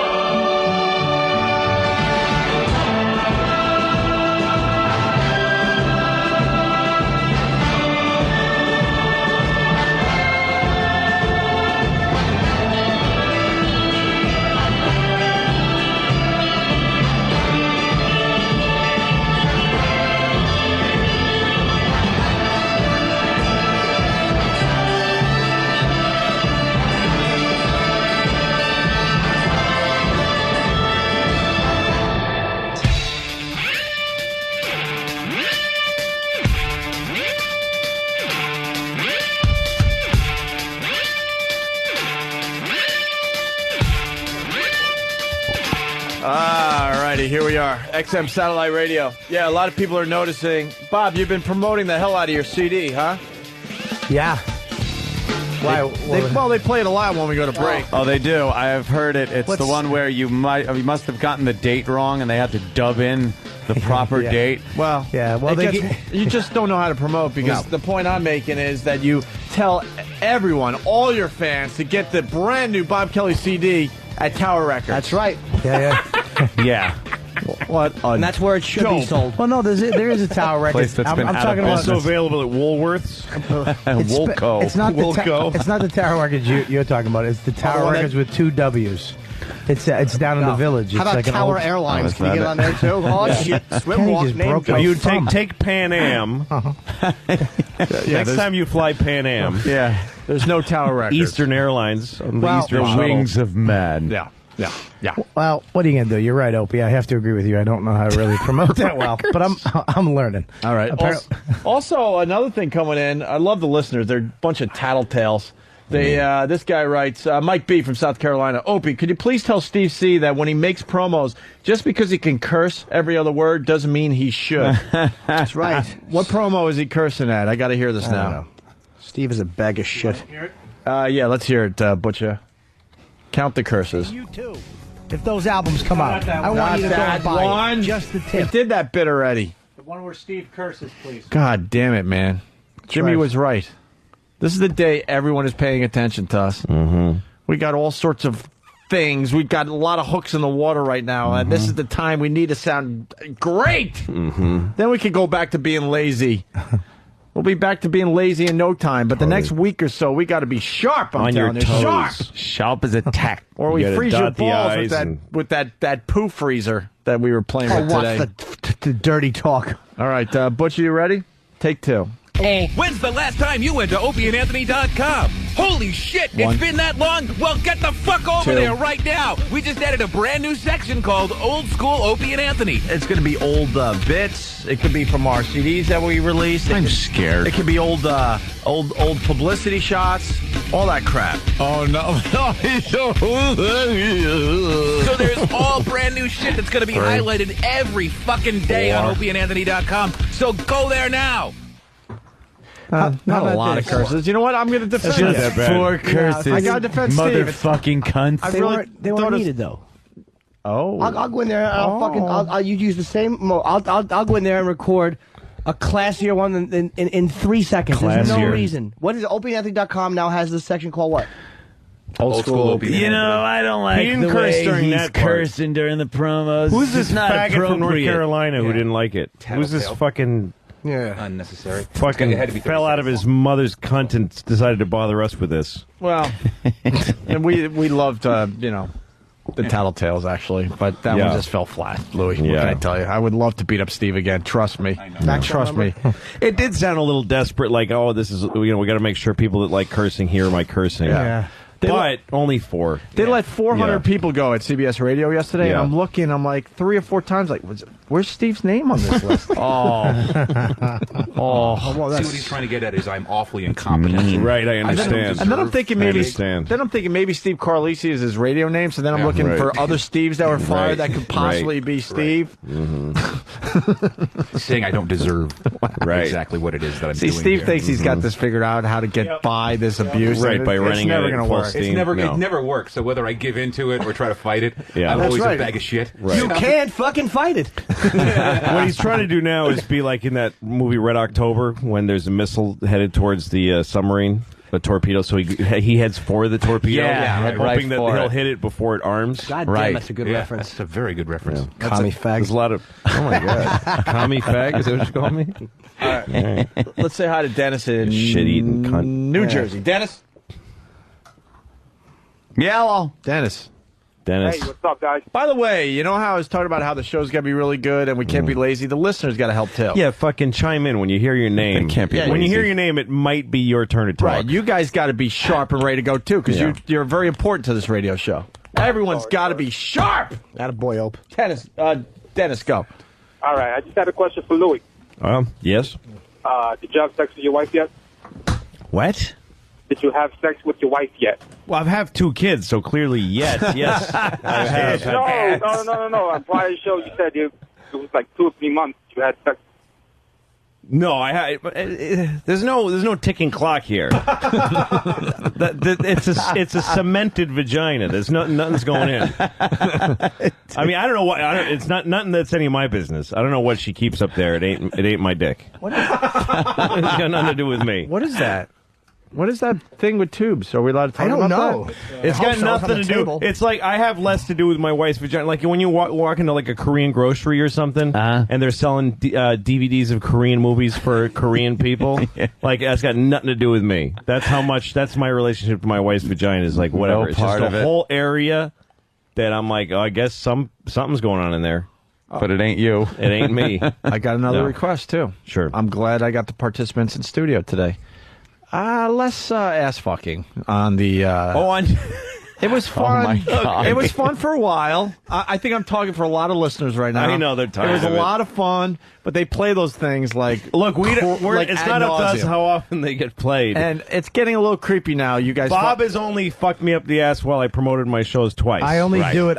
First of all, I only fuck him in the ass to help him sell tickets. I asked him to do it. The first time he did it. It was spontaneous. It's very spontaneous. Second time I said, "Listen, I've got to promote my shows. Will you fuck me up the ass again?" Yeah. But you guys are the ones that play it 1,000 times. He gets really into it, though, well, Bobby. the first time was very, it was very, he was just doing it. I was there. I ripped his pants down. I just plugged it in, almost like Brokeback Mountain. Yeah. Spit in the palm of my hand. Yeah. And just pushed it in. And he didn't know what was going on. He just went with it. No, it was great. I think that's really the nature of that kind of thing. Yeah. The first time it was like this kind of sudden, unexpected. And then anytime that happens in your life sexually, and you go back and go, can we do that again? The second time you're always like, well, I got nothing to say now. It's a bummer. How about another concept for you guys? Well, try something else. I think it's time. It got weird at this last time because after I fucked him, I go, will you fuck me in the ass while I do mine? He goes, no. And it was like, why it's would about he? my dates, not yours. Yeah. You were done. Exactly. And it goes fuck on him. a long time. I boys. came. Maybe a quickie would have been I got all a big tour. But, I got a lot of dates and to I got a plug. huge cock. It goes on forever. What's this dumb thing in front of you? Bob. Is that yours, Bob? What is it, a colostomy bag? That was a great one, Jim. What is it? Oh, Jimmy, that was good. That's awesome. Oh. What's this big dumb thing in front of you, Bob? Yeah. Good. I didn't mean that, Bob. It's actually it's right here. It's so you can have a woman with like a small titties can put this on With a small small titties? titties. You 80-year-old Negro. Well, shit, no. Small titty. A small titty. A woman with a small titty. Curtis Lowe. A woman who has breast cancer and has one small tit. You can put this on and pump it up. You get this? Now that's not funny. Breast cancer. Not funny. Not funny. You know, I gotta say something. I got morals. I got ethics. Yeah. Meanwhile, I sell alcohol on my show, and a lot of people drunk drive and kill children. You fucking fat cunt. You witless fat cunt. I hope he dies in a bus shooting. I hope he's on a bus. A fucking disgruntled person gets on and thinks he's Donald Pleasance and shoots him. Escape from New York. There's a fat helicopter cunt face. hovering when it happens. Yeah, we and people just see the glass kind of. You can't really put Blood of red mist. You can't put limits on comedy, especially when you do a radio show. There's stuff that we joke about, and it affects me like personally, but whatever. I mean, what makes me sick though, and it's so who am I to say that you shouldn't laugh at something that might have been horrifying to me? It's narcissistic to go like to spend your whole life not really caring if somebody makes fun of children or something, and then you have one, and then go, hold on a second. Now I can't do this now anymore. I have a fucking bag of salt water that you should care about. It's Louis refreshing. A bag of salt people water. have, That's all the baby people is. have kids and turn into these fucking assholes. No, you didn't have kids before, so why weren't you outraged then? Because it didn't affect your stupid shit life that nobody cares about. Right. Now you have a little faggot that you're raising. that, by the way, isn't fucking special. No, well, it's that's not. the thing, though, about comedy is that most people think like you. I hate this little hunk of shit. Yeah. What a pain in the ass. No, and also when you're in the audience, you have somebody who died of cancer in your life. Right. Fine. And then I make a cancer joke somebody else does, and you go, I wish I hadn't heard that. And I understand that. Right. But all the other people in the room, every other joke was about something that bummed somebody out. Yeah. The whole point of comedy is saying something that was not really polite to say.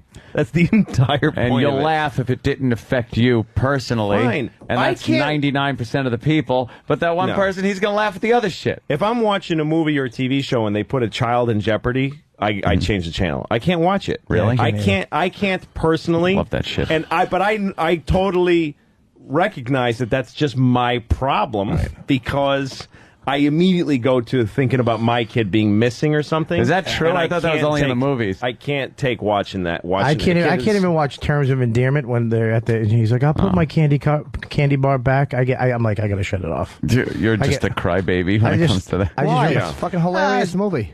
Yeah, there's a lot of comedy in that. Bob. Exactly. Hey, can we get someone to wear this weird titty apparatus? Yeah, it's so that women can store alcohol in it.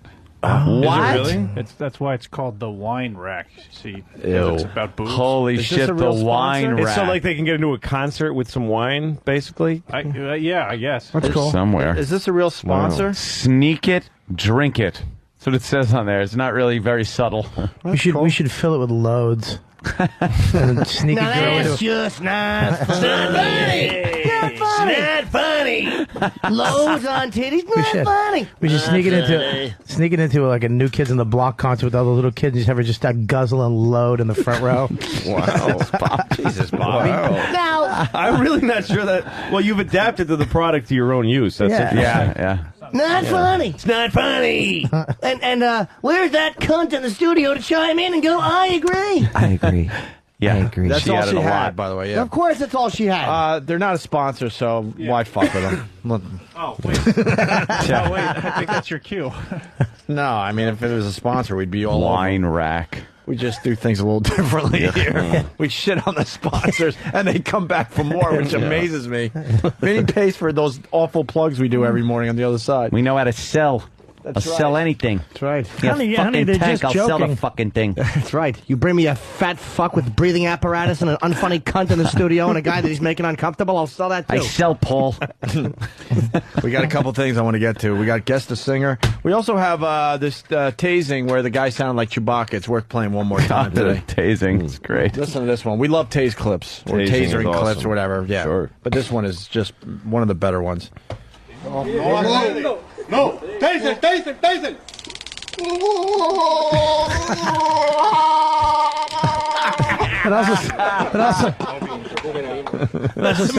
It sounds like every one of Jimmy's punchlines. That does seem like he's being tased with a load in his throat. It's weird because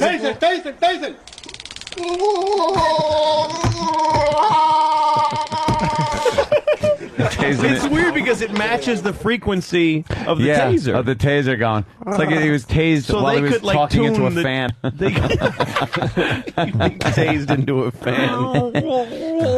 Yeah, so could they turn it up and have him go, "Ah!" They totally could have played him with that taser, Yeah.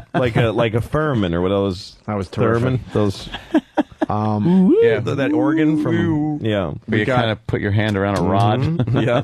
We got Guess the Singer or Willie Nelson talking about 9/11. Willie Willie Nelson's Nelson? a douche. Does he say anything surprising? Does he say anything you wouldn't have expected him to say? Yeah, actually, it is a little odd, Actually, even he's- though I know he smokes a lot of pot. He's one of those Fucked dudes, up, but Louis. Oh, One of those. We're learning that he's one of those dudes. That Which it one was was it was planted detonation and yeah, Fucking Willie Nelson. We've had him on the show. one of those. What's your take on 9/11? Do you question the official story? Certainly. Is this man cow audio?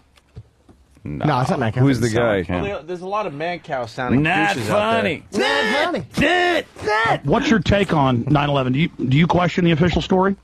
I certainly do, and I saw those towers fall, and I've seen an implosion in Las Vegas. There was too much similarities between the two. Right, buildings and fell. I saw the building fall. It didn't get hit by nothing. So, how naive are we? Or, what do they think we'll go for? What, it did get hit by nothing? Are you saying you started having... It also takes like 6 months to prepare that building to fall like that. It's not like they just go in that day, hook up some dynamite, exactly. and then it It's falls amazing. perfectly. It's the most witnessed crime in the history of the of existence. Of existence. And people who still like... There's still... I don't know, though. I mean... No, man. Could have been something... Look, you see sparks coming out the window as it's... Yeah, because it's a building falling. It's made of metal and concrete. I was talking You're going to see sparks, dummy. Yeah. I was talking to Anthony yesterday because this came up and we're finally bringing it on the show. Right now, I got some douche above me just tapping in nails, and I want to go up there and strangle them. And I go, I can't even concentrate with a lousy hammer, and they're small nails, you can tell, but they're nailing everything up there. And they were supposed to sneak around a fucking building and jackhammers drilling holes and supporting concrete and steel. No. They're not going to notice the dust everywhere, even if they, quote, did it in the middle of the night when no one was there. They're going to sweep up everything. Cables that would come out in a snake that would have to be a foot in diameter. It's just funny because I remember watching it and thinking, engineering-wise, what was happening made sense to me, which is that the top half started wobbling and that's not supposed to happen to a building, and that once the top half started to fall on itself... It's like they dropped the upper part of the World Trade Center on the rest of the World Trade Center, and it crumbled down. Gravity dictates it will go in a straight line. Yeah, it's down. straight down. It's not going to go over for any reason. There's no force pushing it on the side. No. It's pushing down. A lot of people really thought it was going to just tumble over that way. It's impossible. It would be great if Al-Qaeda, somebody, like if Bin Laden just came on TV to say, no, we totally did do it. Yeah. Yes. Yeah, they must be pissed. They're like, motherfucker, we did that. It was so much work. And they're you know what we went through? Maybe if Cloverfield, tilted, pushed the tower over. Yeah, if Cloverfield monster pushes a building, it'll fall over. But that's what they wanted, too. The terrorists wanted it to fall over onto other buildings, and they were probably bummed out that it didn't. Yeah, a little bit, sure. Willie Nelson is a fucking dummy. Let's give him the benefit of the doubt. Here's Willie Nelson. Didn't get hit by nothing, so, how naive are we? Or, what do they think we'll go for? So are you saying you started having questions or that little voice in your head? Did you have a bad feeling the day it happened? Is that what you're saying? The day it happened, I saw one fall, and it was just so symmetrical. And I said, wait a minute, I just saw that last week at the, casino over in Las Vegas. And you see these implosions all the time, and then the next one fell, and I said, hell, there's another one. And they're trying to tell me that an airplane did it. And that's, I can't go along with that. And then you find out that mainstream news reported, but it never got any attention, that the supposed hijackers were given national security clearance and were trained at U.S. bases, and the dean of the Defense Language School, Colonel Butler, goes public and says, we train these people, the government's involved, and they start court-martialing him until he agreed to shut up. Shut up. Shut up. What? Who is this asshole? You know what's funny about who is this asshole? No, sounds just like Mancow. Everyone online on his feedback is telling us who this asshole is. Mancow, Bubba the Love Sponge. Is it Neil Bortz? No, but they're mentioning that Humphrey dude, Rusty Humphreys, Mancow. Like, it's the same voice. Alex Jones. That's what hacks these guys are. They all that's sound what like I'm saying. They all sound yeah. like the same, and everyone thinks they know who this guy is. Yeah. I talk like this when I'm home. He sounds like he's about to say, Willie, that's not funny. That's not funny, Willie. Oh, Willie. Well, when was that audio from, though? In fairness to him, was that like right after 9/11? When was it? Yesterday. No. Because if you came out right after 9/11 and said shit like this, you'd be fucking exiled. Yeah. You know what happened to the Chixie Dicks, remember? They fucking said something. Chixie Dicks? I said that on purpose. Thank you for noticing. They fucking, criticized Bush a little too close to 9/11. They were crucified. No, this is all new shit. Stupid Willie. Go smoke fucking joint and not pay your taxes. I'm sorry, I'm not buying it. Asshole. I'm sorry, I'm not buying it. Well, it's a good thing it doesn't matter whether you buy it or not. Holy shit, Willie Nelson's on to us. It's time. All right. Yeah. We're going to make a major announcement this evening on the news. Here's the thing that the other guy's saying, I have no idea if any of that's true, but maybe the government did 9/11. It's possible, but at least admit that they did it by throwing planes at the buildings. Yeah. Like, why do you need the planes to make are a nice touch. At least what are they stupid? Why would they do that and then not, Yeah. Why don't you just... It's so easy to just say the hijackers were working for the government. That's all. That's fine. I'll go, I don't know. Maybe that did happen. Not a controlled explosion. But we all watched the planes hit the buildings and the buildings come down. Why do you have to say, no, they actually... Some people go like, there was no planes. Yeah, what? There's people that say that. There were no planes. Is there really an eyewitness? There never was a World Trade Center. Did anyone see the planes? Yeah. Yes. Millions of people saw it. Yes. Well, they say the one that hit the Pentagon, that they actually blew the Pentagon up themselves because there's no footage of the plane. Yes, there is. Actually, there is. I know there is. Security cam. They say that it isn't. So relax. Right. All right, Tony, relax. I told you there was, Bob. Bob's always arguing that point. And there's light poles that are sheared off, and there's a big fenced-in generator that one of the tail hit. They know exactly where it came in. Well, exactly how it hit. The reason why they're like, because they didn't find pieces of it like on Lost, that it didn't happen. Yeah. Yep. You're a gatekeeper. You remember that jerk off? Oh, yeah. Little boy didn't like his point of view not being And then it got all violent. Stop the angry and yelling. young man thing, sweetie. That's what it is. It's usually some douchebags. This is how people argue. That's why I don't like argue on the internet with people anymore. Because whatever you tell people, it's like, well, it was on national TV and we all watched. It might have not. I can believe what I want to believe. All right, go ahead. Go ahead. Believe it.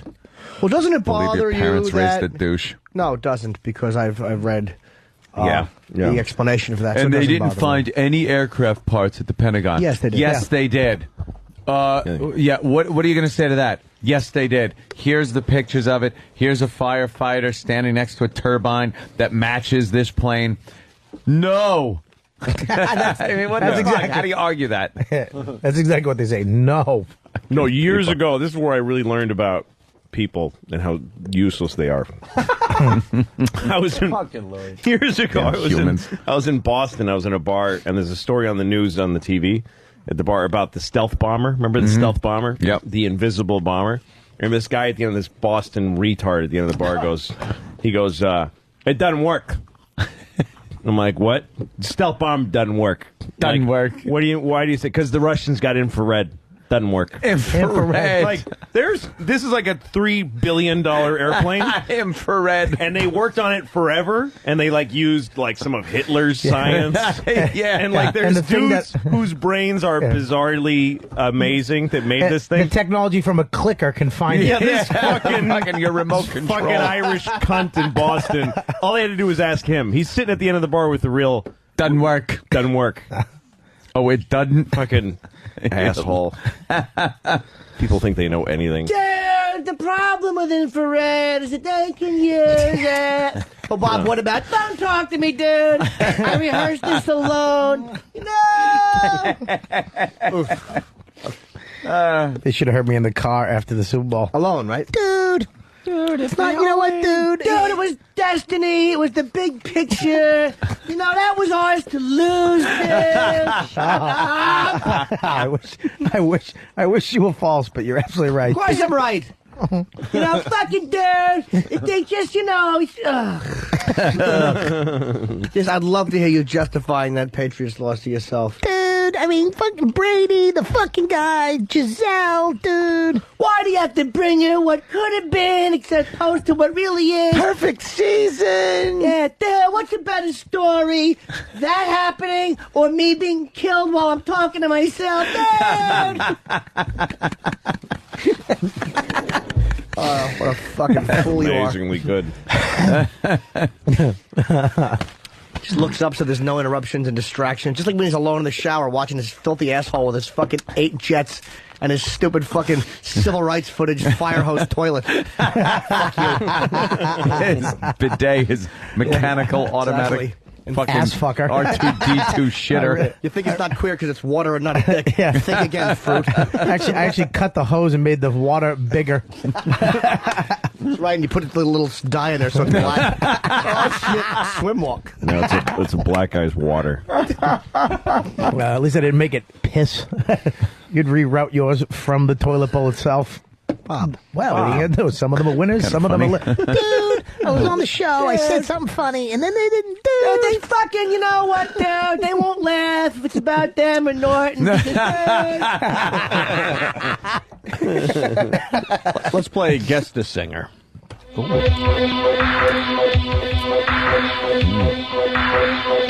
Kim Carnes.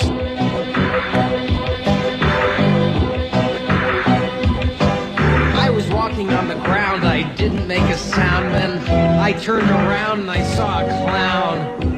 Had a frown, stood on a mound, started barking like a hound.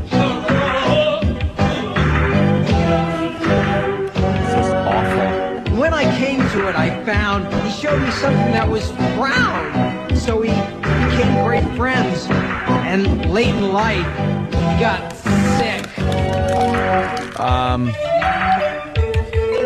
don't want to make a guess. I just want this to stop. Yeah? I remember this.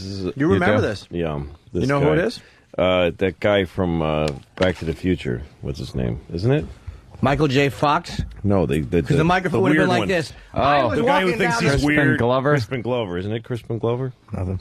Is it Crispin Glover? Deserves something. Danny? Is it Crispin Glover? Wow. Wow. Yeah. That killed Wow. me. Great. Good. Wow, that's pretty good. Lou. Crispin Glover thinks he's an artist and interesting. Thank God we didn't play this on the other side. Density. Thank God. That's my favorite part of the movie. He comes walking over with that stupid pad. I'm your density. That's right. We got Jimmy's comedy.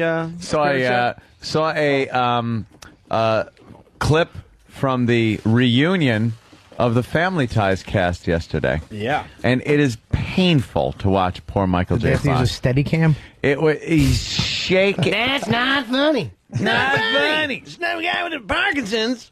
It looks like he would be exhausted. Like you wake up and 10 minutes into your day, you're fucking exhausted. Yeah. Because you're just doing aerobics. Kind of like the two-legged He's doing cardio from the time he fucking wakes up. Yeah, like the two-legged dog. Yeah. He just looks exhausted walking around. I saw him do an Looks silly, interview, too. trying to raise money and awareness, and the camera guy was just pissed.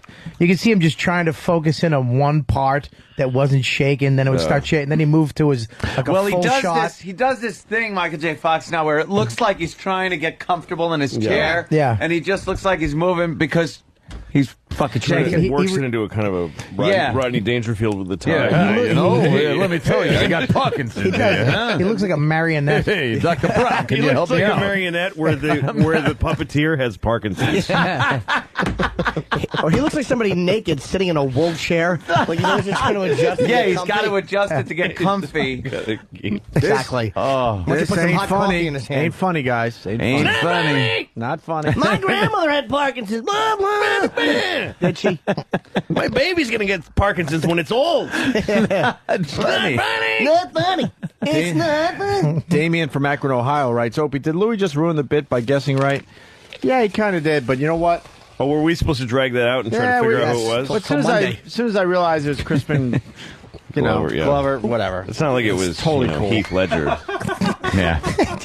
I just tried to make the basket and hit your intern in the face. Oh, good. Why are you walking into the fucking camera? The guy's nervous. He just walked right into the Peloton camera, which is pretty large and obvious. It's a giant tripod. Earthquake and fucking cam. clumsy bumbles into it. That was to give you the Michael J. Fox experience if you're watching on that one. He's a fucking faker, though, man. Give him a cup of hot tea. Now straighten up, bitch. Or you're going to have sore wrists. They should give him the U2 camera so we don't all feel uncomfortable. The what? The what? The U2 camera, it's called. What's that? Well, I mean, this isn't a bomb. It's actually. I don't know. It's actually I'm accurate. only stopping because I'm interested. He's a preemptive. This isn't a bomb. U2 fans know. They've done videos where like Bono holds the camera or it's attached to him and then he spins around so you get the perspective that Bono's not moving. Right. Oh yeah, no, that's true. If he wore that, he was seen still. Yeah. I wasn't going for an over the top laugh. I was going for some kind of accurate. What is that? I honestly don't know what it means. It would seem, in other words, if the camera was strapped to his head, pointed at him, he would be still. He would seem still, and the world around him would seem to shake. Yeah. Shake around. It's almost like when John Travolta and that chick in Saturday Night Fever were spinning each other. There you go. That's the. How ridiculous must they have looked spinning with the camera? The only way I could explain it was it's the U2 camera because they've used it in videos. Whatever. Exactly. It's just awful. But they should do that. It'd be really interesting to see him, just kind of still. I got to spin with the camera. Was I supposed to pretend the camera's like a chick or something? Was that awful girl I was with? Can I kiss this outside my airplane hangar and have a picture taken? Oops. Another gentleman? Smoocheroo. Smoocheroo. Tisk you. Tee-hee. Can I inject L. Ron Hubbard's sperm into my wife and make a evil baby? Hey, Mr. Carter. Mr. Carter. Let's say hi to Stewart in Canada, who just has nonsense. Stewart. You got nonsense for the show. All right, Stewart. Stewart, you're on. Go. Let her rip. Go. Right on, buddy. Yeah, no, I just wanted to phone and talk about the 911 thing because I've been looking into it for a long time myself. Boy, Stu. I tell you, a lot of people are sure down on what they're not up on because if you looked into all the witnesses that day. All right, hold on. Did you just say that people are down on what they're not up on? Yeah, he's got like a whole rap. Let him get to his point. Yeah, go ahead with the lingo. I like it. Let's get to the fucking point. The 911. point is, the planes that hit those buildings weren't even commercial airliners. They were military aircraft. Oh, totally. There's no windows in them. Right. Totally, you could totally tell. I read that, yeah. Yep, no and windows. What else? No, well, what else? The security guards that were working in the building that day, as well as the firemen that went in there, heard explosions in the basement. Even before the second plane hit. Right. Well, can I ask one question? Hold on, buddy. I have a question for Stewart because I know I'm a lot of times I'm down on what I'm not up on. I was watching a special where two parents were talking about the conversation they had with their son, who was on the second plane. Your son. And he said that he was describing what was happening.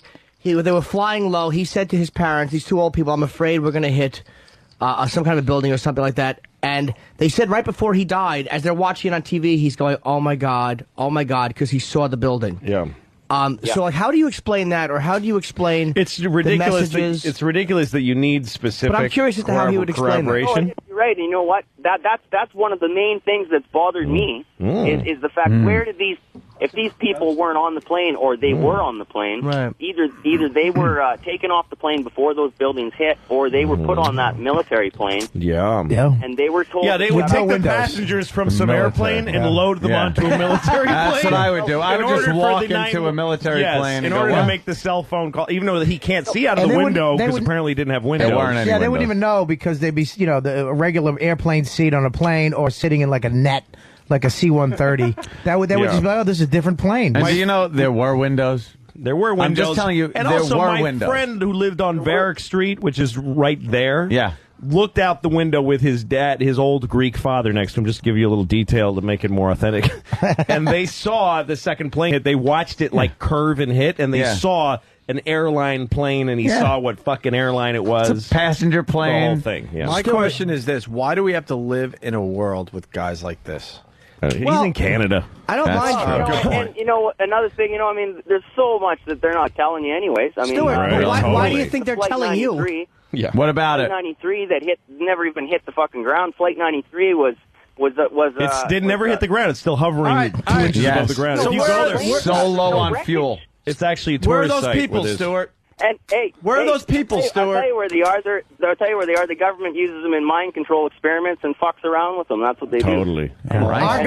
Our government does that. Your government doesn't do anything. Finally. No, our government does that, but Canada, you guys just sit around making. Canada's just as bad. They're all run by the same fucking bigwig. You just up there making round bacon and jacking each other off. Hold on. I've seen the video footage of the Pentagon. Let me ask you a question. The hole that hit the Pentagon wasn't even big enough for a plane to hit. I love this story, Stewart, too. Can I ask Stewart, though, because he might be onto something. What about the messages that people got? Like, the messages people got, like, from people on the planes and stuff. How do you explain? Was that some kind of a voice control thing? Well, the messages that they got, or people who talk to their kids. Because they didn't mention, like, the odd part, you might be right about being loaded onto a military plane, but he said we were hijacked by Arabic men or whatever. He didn't, like, why wouldn't he mention the loading onto the military plane? By the way, there was a stopover at a military base. Yeah, like, why wouldn't he mention that to his parents? Like, why, when talking to his parents? You're right. That's all. Those are all the questions that I don't have myself. You know what the answer is? There's no questions you that you don't have answers to. You have the answer. What you're saying is bullshit. No, it's not all bullshit. And what happened was people didn't like. I've looked into it, fucko. And what happened was people that didn't like us flew planes into buildings and they collapsed and killed people. Your own fucking country doesn't like you. They're a fucking fascist dictatorship. And that's Shut up, you fucking would have been talking Russian motherfuckers if it wasn't for us. You motherfucking Canadian cocksucker. You would have been overrun by the commies if it wasn't for the US of A right there to your south, you son of a bitch, keeping you safe, you pussy country. What were you going to send over your goddamn Dudley Do-Right force to take care of the fucking Soviet menace? You cocksucker. Go fuck yourself, you Canuck. What I love is that during all of that, you were looking up at his name on the computer. I had to. I was all angry with it. You went I had to look at his name, and I just had to look at Canada. He turned to look at the name. As I he yelled actually at agree it. with Stewart as far as Flight 93 goes. Oh, do I you? really believe the plane Still circling? Huh? Still, yeah. No, it got stuck in the suck zone. The suck zone. Yeah, no, really. Never hit the ground. Because never hit Here's the problem with Stewart. He is like a lot of them are. He Like the wants whiskey bottle. He wants so much to be a part of figuring out something that he wants so badly to stand out. And dude, we've really looked at a lot of this stuff. The reason this stuff mainly got brought up on the show, all the same guy, is I was interested in about the Pentagon questions. So I mentioned it, and I got the answers from a number of different people, and I actually believe the official story on it. You're a little boy who doesn't want to believe what mommy and daddy have told him. And a lot of times that's the right way to be. It's just weird because it's, again, maybe Bush personally ordered 9/11 to happen, but why say that he did it in this weird way with switching planes? This twisted switching of planes, fucked up enough, mind experiments on he's people. Fucked up enough to use a military plane. Why not pay terrorists that work for his partner? Bin Laden and Bush families are partners in a bunch of ventures. And got his partner to send some terrorists over with the American Airlines plane. Why not that instead of actually they landed in Virginia? Put the passengers for some reason just for continuity. Yeah, they said they landed somewhere like in Cleveland on or something. a military plane. And they painted windows with little heads on the outside. Yeah, waving faces. There's a mural on the side of a military jet. Yeah. And they made up the whole, like, the flight, the first flight that hit when she's like, our first has been stabbed. All those calls from the flight attendants All that the fake. family know. With it's all like, scripted. That's what I'm talking Instead about. of just doing the obvious. Little children. Yeah. Someone has been stabbed on the plane. Cut.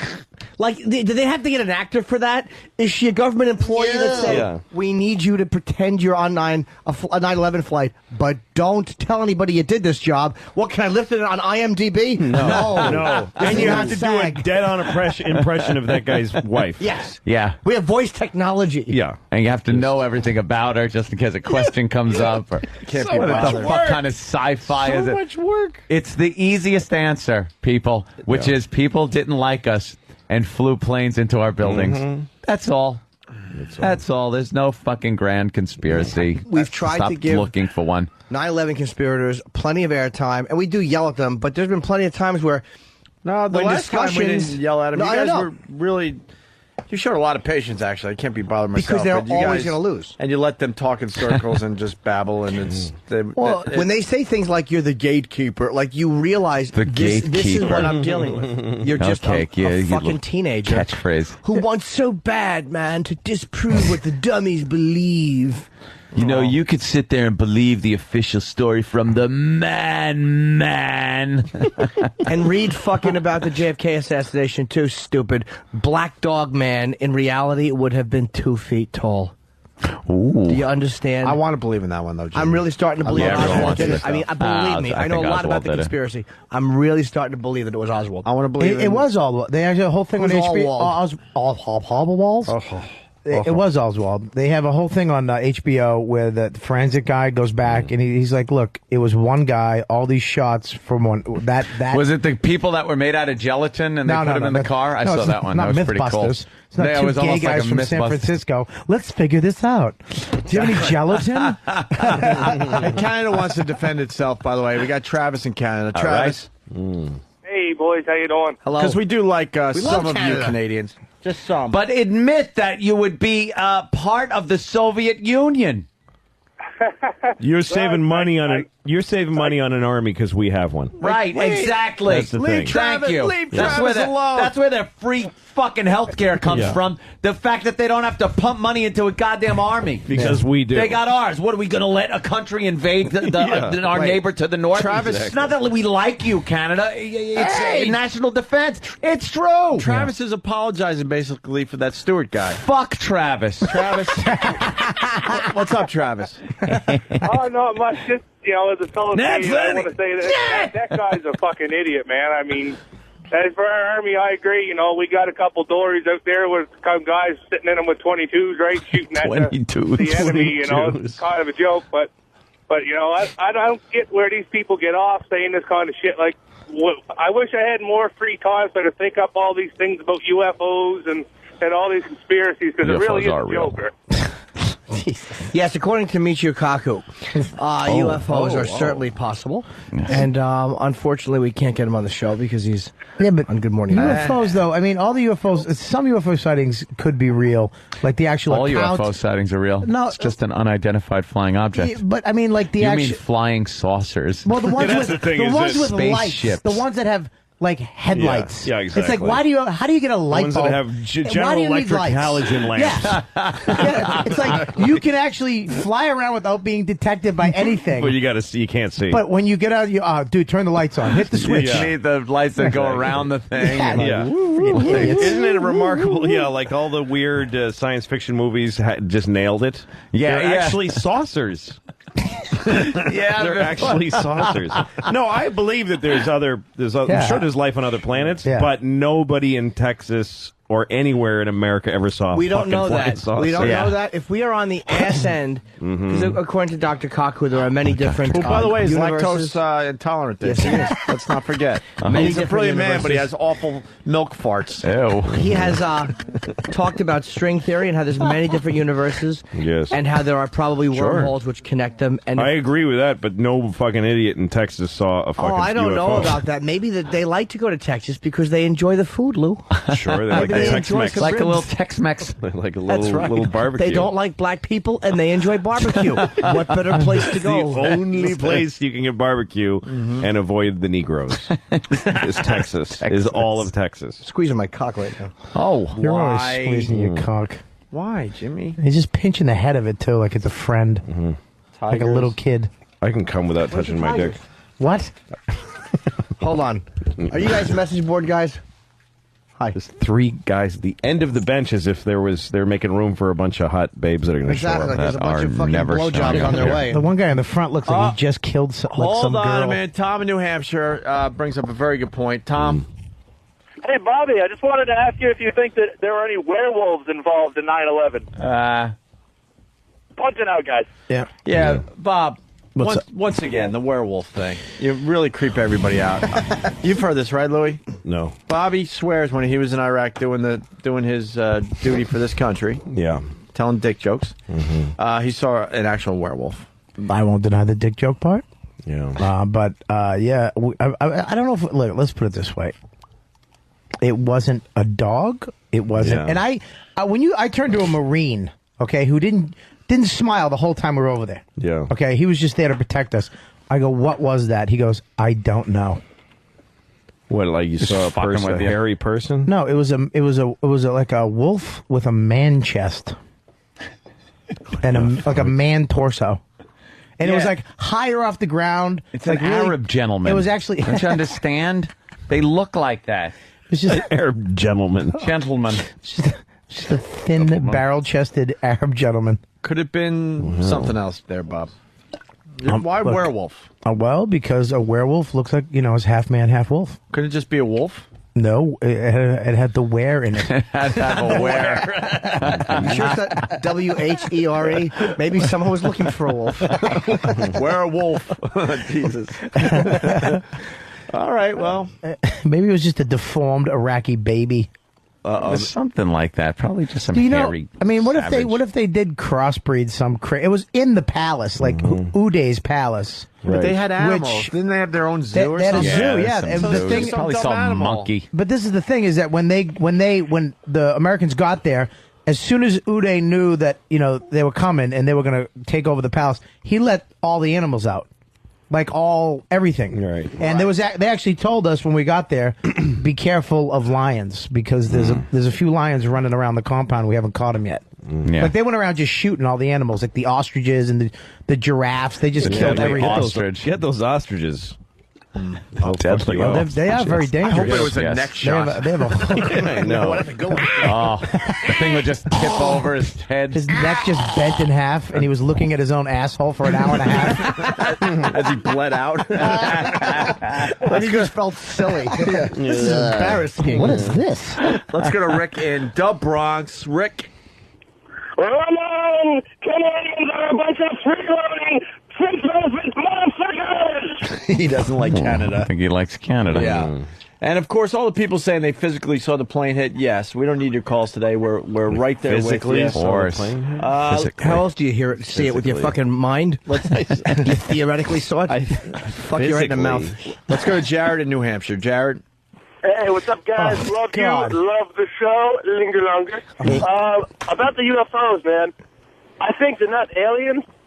I'm thinking they're people from the future coming back to check in on us. Ah. Right. And whoa. Get the sports wait a book minute. If they're coming back bet to on- the future, maybe they could have planted explosives inside the World Trade Center, and maybe they could have taken people and put them on fucking time machines and said, Right. oh my God, the Canucks This is are the right. story of Biff Tannen. Sir, you mock it. Einstein did not believe time travel was possible. However, they've theorized. I think Einstein did say that if the universe was round, somehow circular, and you could travel around it, you would come back technically before you had left. So the time travel is possible. Yeah, well, he was a Jew. Can you do me a with favor? messy hair. Can I just say something? Listens to him. Fucking Jew without a comb. Oh, Shut the fuck up. If time travel was possible, I'd go back around 10 minutes ago before Norton called me over to Gave himself look. an erection? Yeah, he gave himself an erection and then And he's moved it making us without look at touching it. it. But he's moving it in his pants without touching it. It's got the twitch. Yeah, it really does. It's the Michael J. Hard-on.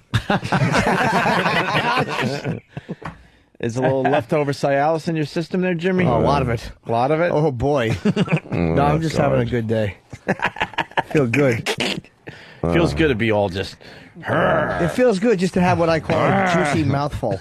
Anybody want a juicy mouthful? No. Nice. You can see the shape of the helmet through his jeans. Just shift it to If you the look Louis hard side. enough, I stopped looking. I'm not even hard. It's not Time even ago. hard. Look, yeah, Bob, take a look. Watch. Let me flex it. It actually Why are has you more- doing that? It actually has more muscle than his arm. Oh, God. I bet your dick could curl more than your arm. Hold on. Same joke twice Fridays. Hey, you know what? It was very Voss-like, wasn't it? I should have spit when I said it. Bob, Puddle of AIDS came up with a great idea for us today. We're trying to show you something. What?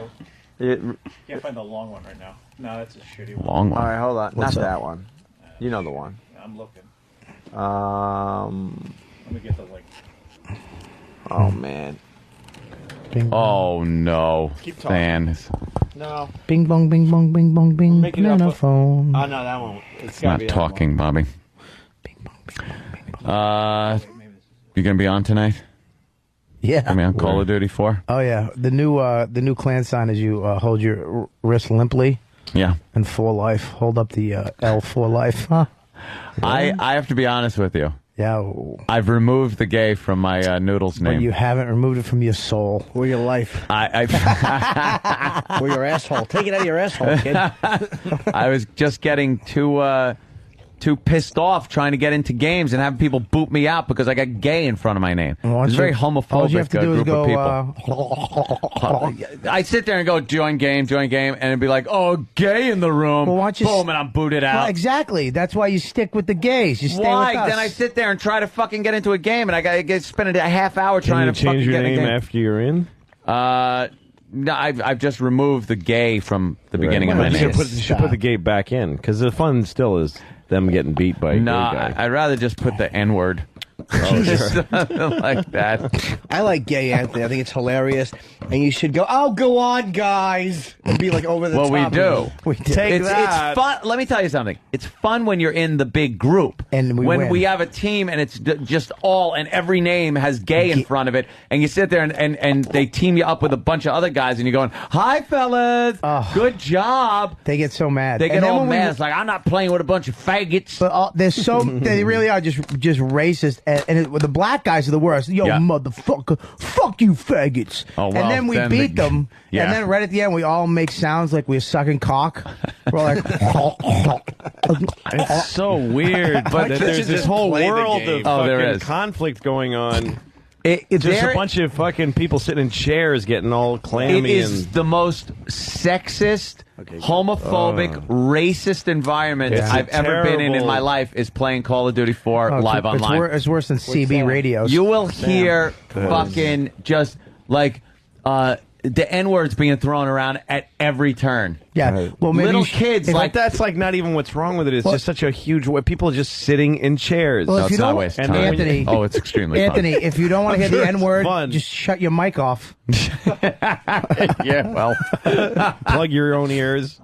Little kids that are on there are just like dude, potty mouth. Yeah. Oh, go fuck your mother's cunt, you fucking. And they're like, it's this little kid voice. And like, does your mother know you're fucking even talking like that? But then you hear them. But then you hear them hacking the universe. Dude, I went on the line last night and I got into the GSP9 server, and those guys are real dumb. It's like, dude, what the fuck are you talking about? Little geniuses. And Bob, you're kids. We got something for Bob. Where's Sam? What's up? Oh, we got it. What is it? Danny, get over there. I was just a fucking puking thing. You're going to make me puke again. Jesus Christ. Jesus, what's wrong with you? No, this is Discovery Channel. Why would we continue doing the same bit over and over again? I noticed because that that's when what you do. Opie was you were making a hand signal to him to get the video camera. The old school camera. Did like a movie camera with a crank. I went crank. Oh my God. Get out that old tin Lizzie camera. Here we are. How else did you do it? I know. I don't know either. I didn't know what to do. No, it's still when you I knew someone was going to call me out on that one. Yeah, that's like rolling down a window in a car. You still do the crank. You can just point to him. Do we have audio for this guy too? Bob, what happened to show prep? What happened to show prep? Do we have that disc where we have the audio? That would. That's assuming we had it. Oh God! Over here. Can you guys come in like an hour early and just find some shit? We do. Football is like. Okay, is that it? What is it? Okay. It's just a guy on Discovery Channel. Ready? Yes. I don't. It's just audio or it's video. No, it's good. There it is. It's just somebody gonna puke, right? No, Bob. What is it? Relax. Is it the guy with the moles on his face? No, moles. Opie, stop. Can we just stop before you play it? Opie, I want you to go home and shut up. You sing your sentences when you lie. I hate that you got. Is that his tell? Yeah, he goes, Bob, no. We got good. Bob is one of the only people to figure out my tell. I hate you for that. And I forgot you know that. I got I never. Can we please put music behind Opie's lying? All right. Honey, I didn't cheat on you. Bob, just check this out. Never happened. Bob, check this out. Really. All right, Lisbon, Portugal, so you know it's going to suck. It's UFOs. It's not a UFO, you jackass. Yeah, you'll see. They don't have mystery is waking up. Oh my God. No big deal. Yeah, this. Oh Jesus. Yeah, this don't. That'll help. That water will help. So when I wake up, I wash my face. And then I kill myself. Oh, God. Yeah, that don't bug me. Tumors on his face. Yeah, I don't have a problem with this shit. Oh, my God. Then I cut a piece off of my face and I eat it. Put it with my eggs. I wonder if he actually combs his hair. Because I start dribbling. Why bother? Did it look like he was cut a piece of his face off? Look at his lips. Sometimes the veins start to Look at that lip. Jose struggles with the simplest of day-to-day cheese tasks. on it so His it bottom smells jaw better? looks like Madam from Whalen Flowers. Yeah, Would you bite that? Imagine biting Jose that, has though. close-knit friends and family. I want to see. His sister Gida and her daughter, 9-year-old Rafaela. She subjects her arrived daughter to prepare that food. It's normal. We have a friend. It's started out like as a cold sore, football. by It's the way. like talk with friends. I think He is like a football. Don't pick it. Gida juggles running a hairdresser's with cooking and cleaning. I drink for breakfast too.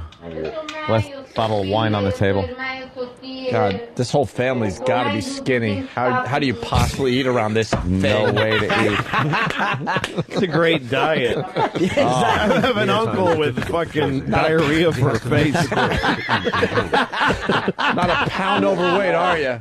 When I drink on one side. Is his mouth on the left side right there? We don't know. Who knows? He's just shoving it in stuff, hoping He's going to stick his head out the window and birds are going to land on it and shit on it. Since he was a teenager, Jose has been losing his face to this life-threatening tumor. When is it going to be life-threatening? That's great. It's still in the life-threatening stage? That's amazing. Long. Get your head out of the window, you fucking selfish asshole. Really, the people out there. People walk by. Human beings are outside. You don't deserve fresh air. It really does look like a beehive.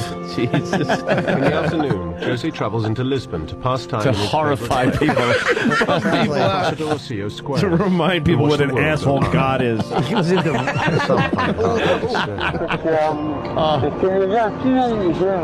I get upset because the people, they come here, take a photo, don't say anything, and go. Is They that think you're right? a creature. Nice hat. But he puts What a do hat I out know? for a dime. I want to be able to talk to my friends, talk to everyone, and be able to cure my eyes.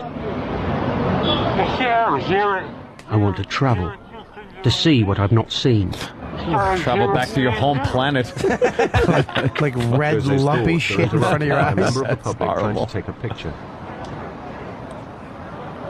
Jose has had enough. He leaves the square with his nephew, Diogo. What did he think? Another victim of his Nephew always walks in front of him like they're not together. Apologize to me. I'd understand if you had a large mole on your face, but Jesus, dude. No. Yeah. He's a monster in a sweater. Right. I like how it bounces, though. Oh, Look at him. What was he going to hit? I wouldn't hit it all anyone if I was you. jiggles. yeah, it's very jiggly. Why are you gonna don't use your fist, use your tumor. Just put him. Upset by the day's events, Jose becomes angry and You don't want frustrated. anyone punching you in the face. That whole thing is going to He's just trying to prove he's explode not into- invisible. Just squish it with squish it with your feet and make wine out of it when it comes out. He feels that people see only his condition and not the man behind the sorry. face. Well, then stay home. Jesus Christ, just put a fucking Nixon mask over it. Fucking Don't bother people. Don't get mad at people for noticing that you're fucking horrid. I mean, Jesus. Is he holding it? Oh, he's got to touch it all the time. You think he's got a food pocket? And annoyed. If it wasn't for the He has a blood brain that's inside, face. he would get a knife He looks and smart. cut it off because he gets so He looks desperate. really smart. Hey, could you calculate Finally, some for the mathematics first for time me, in brain? years, His Jose face, summons up the his face courage looks to like seek kid medical cereal. Cranberry tumor crunch. Go to a Lisbon It's hospital. like a bag of potatoes that I forgot about for 6 months. Potato eye face. He's got to adjust a piece of cauliflower up top. Oh, he's awful. His Heart face looks here covers healthy. His nose. That's his Prevents him nose. from breathing. That's his nose way down there. You guys see this I think video? it's a very important consultation No face, I because it think, can on define the YouTube. rest of his life. Yeah. Be great if the doctor walked in with a Get it fucking done. with an Doctors axe. save I his have the life solution. and give Jose back his face. You might have won the game, but you lose in life. You might have won the dominoes game. He's playing Wow. dominoes. That's just fucking brutal. I won. Yeah, but look at your face. Yeah. But life hates you. Did you? Did you really win? The domino effect is this: it's they should push his mother into drinking during pregnancy, and she tumbles into him and the rest of his life. And that's what happens. That's it. It's not, guys. It's not funny. Yeah. It's not funny. It's not funny. Got a brain face. What's weird is this kind of thing always happens to like some fucking dude in an ugly sweater in Lisbon. Like, like why doesn't it happen to like the president? Imagine if like the president got a mole and then it just became It turned this into big fucking tumor face. shit face. And he was such a great president, you got to keep him in there. Yeah, and you're like, God, Yeah. and he's got him. Oh man, the president's face is fucking. He actually has turning into elephant nose, shit. A nose holder. Jesus, An official presidential nose nose holder. Yes. Hang on. What I was trying to say. Why don't we take our first break here at XM? That's right. We got Louis C.K. playing Cleveland and Buffalo and elsewhere. Diabetes. Right? That's right. February 14th, Buffalo. That's Valentine's Day, Lou. Yeah, that's right. Cleveland. I don't care. Special Valentine's Day show? Yeah, sure. Go ahead and say that. Okay. That's fine. It's a special Valentine's Day show where I'll be mentioning everything but Valentine's Day. All right. As a tribute. And you can call February 14th in Buffalo. You can call the Maxwell Show in Cleveland, 800-348-1007. Just don't curse on the air, because that will wreck their show. Yes, just remind them that I'm going to be there on the 15th. That's right. At the Playhouse. And I'll be there on the 29th in the House of Blues. Both shows are sold out. Don't say cunt. You get 2 shows sold out already? Of course. That's great. Been sold out. Good for you. I'm fucking Cleveland Jimmy. You're at the Improv, Bob? Yeah, end of the month, Improv. All right. We're going to take a break and continue with the show.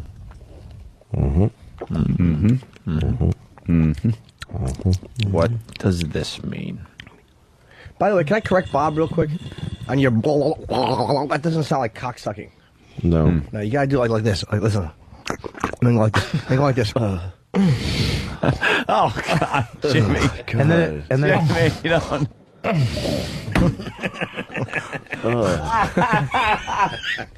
Make this noise. And then, so are you going to call me later? Damn